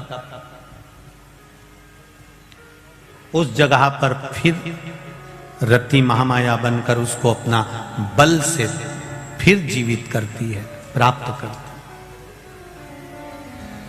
ये तप साधना है पत्नी की।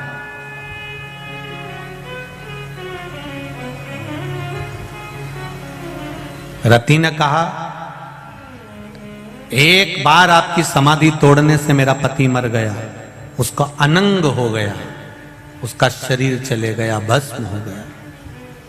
आप मुझे कोई दूसरा वर नहीं देंगे? देवाधिदेव महादेव ने कहा, मांग रति, तुझे क्या चाहिए? तू सती की छोटी बहन है, तू सती की बहन है, मांग तुझे क्या चाहिए? रति कहती है, एक वर दे दीजिए। जिस दिन मेरा पति अनंग हुआ है, उसका शरीर गया है, वो दिन संपूर्ण ब्रह्मांड पर जो स्त्री, जो नारी, जो पुरुष, जो जीव शंकर भगवान परमात्मा कामदेव, रति, महादेव और सती का नाम लेकर मात्र दूध का ही स्पर्श करेगा, उसका आनंद उसको 7 जन्म तक प्राप्त होगा, फिर वो कभी जीवन में भटकेगा नहीं। जिस पति पत्नी का झगड़ा होता है या पति पत्नी में प्रेम समाप्त हो गया या स्नेह समाप्त हो गया, विवाद चल रहा हो, आपस में एक दूसरे का मुंह देखना पसंद नहीं है, बच्चों के प्रति कोई स्नेह नहीं, माता पिता के प्रति कोई स्नेह नहीं, उसके लिए आज अनंग त्रयोदशी का जो दिन है और सोम प्रदोष का जो आज दिन बना है, शायद भूतों ना भविष्य जिंदगी में ऐसा दिन फिर वापिस आने वाला नहीं है। सोम प्रदोष भी पड़ गया और अनंग त्रयोदशी भी पड़ गई। और कितनी खुशी की बात है जो आज आप और हमको ये पावन कथा अनंग त्रयोदशी के दिन, अनंग त्रयोदशी की महत्वता जानने का मौका मिला है। शायद बड़ोदरा वालों ने कुछ ना कुछ पुण्य तो बहुत प्रबल किया है, ये निश्चित। ये प्रभु कृपा। मेरा जिन बेटा बेटियों का विवाह नहीं हो रहा, उनसे भी निवेदन है, आज का प्रयोग अवश्य करें, आज का आनंद जरूर पाएं। अनंग त्रयोदशी, केवल एक बेलपत्री का पत्ता, उस पर दूध, और बाबा देवाधिदेव महादेव को कामदेव, रति, शिव और सती का नाम लेकर अपनी कामना का स्मरण कर कर समर्पित करिए, सुख प्राप्त, आनंद की अनुभूति होगी।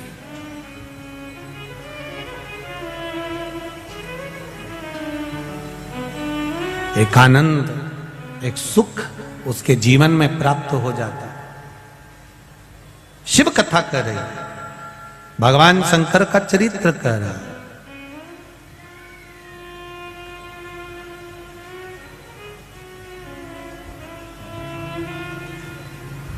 रति रो रही है, शिवजी ने वर दे दिया। अब रति अपनी चित्त वृत्ति को धारण करती है और पति के लिए बहुत इंतजार करती है, बहुत। कहां सतयुग, कहां त्रेता, कहां द्वापर, भ्रमण करती करती करती समय निकाल देती। समय आया, शिव महापुराण की कथा कहती है, सती मैया जो जलकर भस्म हुई थी वो हिमालय राज के घर में मैनावती के गर्भ से पार्वती के रूप में प्रकट हो गई। मैना, धन्या और कला, ये 3 पितरों की लड़कियां हैं, पितरों की बेटियां हैं, पितृलोक में रहती हैं। दुनिया का सबसे सुंदर लोक है पितृलोक। दुनिया का सर्वश्रेष्ठ लोक पितृलोक, जहां से पितर किसी दूसरी जगह जाना नहीं चाहते। कई लोग कहते हैं हमारे पितरों के लिए मुक्ति के लिए हमने ये करा, पितरों के मोक्ष के लिए ये करा, पितरों के मोक्ष के लिए ये करा, पर कोई पितरों से पूछे संसार में भटक रहे हैं तो उनकी मुक्ति का केंद्र कारण करिए, आप उपाय करिए, पर पितृलोक में विराजमान है तो उनकी मुक्ति का कोई यत्न मत करिए। क्यों? क्योंकि पितृलोक में पितृ सबसे ज्यादा प्रसन्न रहते हैं। उनसे पूछा जाए तुम्हारी प्रसन्नता का कारण क्या है, तो पितृलोक के पितृ कहते हैं जितनी देर संसार के मनुष्य शिव महापुराण की कथा में बैठते हैं, भले टीवी के सामने सुने, मोबाइल पर सुने, चाहे कथा पंडाल में बैठकर शिव महापुराण की कथा सुने, जितनी देर आप जमीन पर बैठकर आसन लगाकर कथा को श्रवण करते हो, उतनी देर तक भगवान विष्णु अपने घर के पितरों के कंधे पर हाथ रखकर पूरी शिव महापुराण की कथा को सुनते हैं। उतनी देर महादेव की कथा का रस तत्व भगवान नारायण उतनी देर तक हमारे पितरों के कंधे पर हाथ रखते हैं और हाथ रखकर कंधा ठोक ठोक कर कहते, देख तेरे घर के ये सत्कर्म कर रहे हैं, तेरे घर के बच्चे कथा सुन रहे हैं, तेरे घर के बच्चे ने पुण्य कमाया, तेरे घर के बच्चे ने श्री शिवाय नमस्तुभ्यम गाया, तेरे घर के बच्चे ने शिव तत्व को जाना है, तेरे घर के बच्चे ने पुण्य। भगवान नारायण कंधा ठोक ठोक कर आशीर्वाद देते हैं, ये तेरे घर के बच्चे हैं, ये तेरे घर की बहू है, ये तेरे घर के बेटे हैं।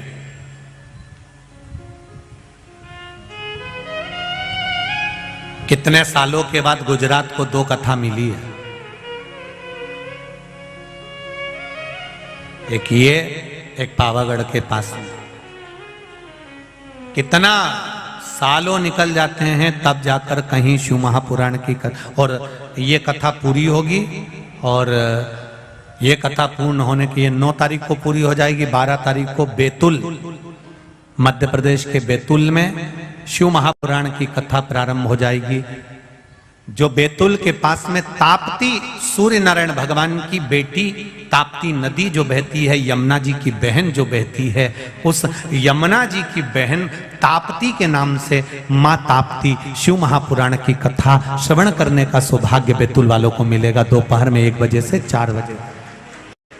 बैतूल वालों करो तैयारी, आ रहा है कुबेर भंडारी, आनंद से श्रवण करें। और मैं तो कहूंगा अमरावती साइड में अभी कथा नहीं है, अमरावती परतवाड़ा ये पूरा क्षेत्र, नागपुर साइड में भी अभी 1 साल 1.5 साल 2 साल कथा नहीं। आपको मौका मिल रहा है बैतूल की कथा श्रवण करने का, दिल से सुनो। 1 बजे से 4 बजे तक मां ताप्ती शिव पुराण का आनंद लो। तुम्हारी चित्तवृत्ति में आना चाहिए, गंगा जी में अस्थि विसर्जन होती है, वो अस्थि कई दिनों तक रहती है। यमुना जी में अस्थि जावे तो कई दिनों तक रहती है, गोदावरी में जावे अस्थि बहुत दिनों तक रहती है, कावेरी में सरस्वती में अस्थि डाली जाए, मंदाकिनी में डाली जाए तो बहुत दिनों तक रहती है। केवल मां ताप्ती यमुना जी की बहन एक अकेली ऐसी है जिसमें अस्थि डालते से ही दूसरे दिन भस्म हो जाती है। ऐसा क्या है मां ताप्ती में, उसको जानो तो सही। जिस हड्डी को, जिस अस्थि को कोई गला नहीं सकता, वो दूसरे दिन अस्थि गल जाए, भस्म हो जाए। ताप्ती नदी का जल में ऐसा क्या भाव है? ऐसा यमुना और ताप्ती में ऐसा क्या झगड़ा हो गया कि यमुना जी ने ताप्ती को कुछ कह दिया और ताप्ती ने यमुना को कुछ कह दिया? ऐसा कौन सा झगड़ा ताप्ती और यमुना का हो गया कि यमराज यमुना के दरवाजे पर जाते हैं और ताप्ती के यहां नहीं पहुंच पाते और शनि ताप्ती के द्वार पर पहुंच जाता है? हमें वो प्रसंग को जानना है, मां ताप्ती के उस प्रसंग को जानना है,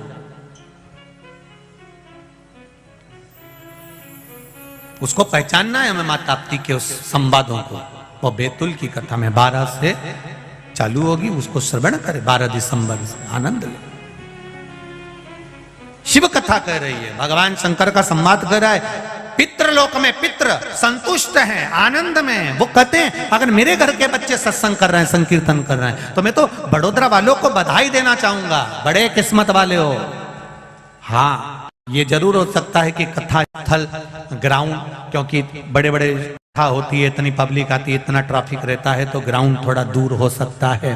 पर जितने कदम चलकर आप इस शिव महापुराण की कथा तक आए हो, बड़ोदरा वालों, तुम्हारी झोली भी बाबा उतनी ही जोरदार भरने लगा है। ये निश्चित दिल से सुनो,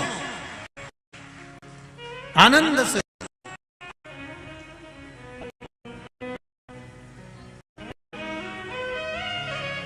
भाव से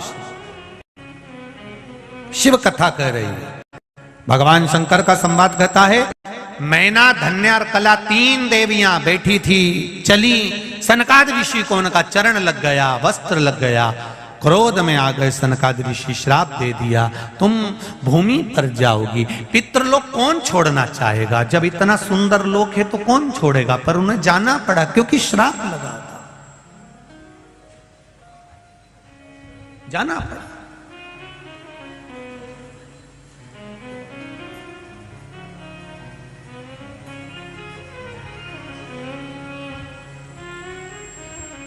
एक कथा मालेगांव में भी है, महाराष्ट्र में। कई लोग पूछते हैं गुरुजी 2 मालेगांव है, एक अमरावती मालेगांव है, एक नासिक मालेगांव। तो अमरावती मालेगांव में कथा नहीं है, ये नासिक मालेगांव है, उस मालेगांव में कथा। कितनी तारीख है वो? 23 है शायद, 23 दिसंबर है। 23 दिसंबर से वो कथा मालेगांव, नासिक मालेगांव में रहेगी, वो स्मरण रहे। तो अमरावती मालेगांव नहीं है, वो है नासिक मालेगांव महाराज। धूलिया मालेगांव बोलते हैं, नासिक मालेगांव, धूलिया मालेगांव, नासिक मालेगांव, ऐसा कुछ है उसका। शिव कथा कह रही है, हाँ धूलिया मालेगांव का होगा। शिव महापुराण की कथा कह रही है। 3 देवियां पृथ्वी पर आ गईं। संतों का वर प्राप्त हुआ, तुम्हारी गोद में 3 देवियां खेलेंगी, जगत का कल्याण करेंगी। मैना की गोद में माता पार्वती हैं। धन्या सुनैना बनी, जिनकी गोद में सीता जी हैं। कला कीर्ति बनी, जिनकी गोद में राधा जी हैं। और 3 देवियां आनंद पाती हैं महाराज। 3 देवियां आती हैं। पार्वती मैया का भाग्य देव ऋषि नारद ने बताया। 7 तरह का भोग भगवान शंकर को माता पार्वती जी ने लगाया था। कौन कौन सा भोग लगाया था माता पार्वती जी ने? कौन कौन सा पदार्थ भगवान शिव को अरोगाया था? कौन सी 7 चीजें भगवान शंकर को चढ़ाई जाती है, जिसके चढ़ाने से भगवान पार्वती जी के हो गए तो हमारे भी हो सकते हैं। उस प्रसंग को कल की कथा में लेंगे अपन। पार्वती जी का मंगल विवाह भगवान देवाधिदेव महादेव के साथ होने जा रहा है। शिव जी दूल्हा बने हैं, पार्वती जी दुल्हन बनी है। माता पार्वती और देवाधिदेव महादेव पधार रहे हैं। जोरदार ताली बजाकर स्वागत करेंगे।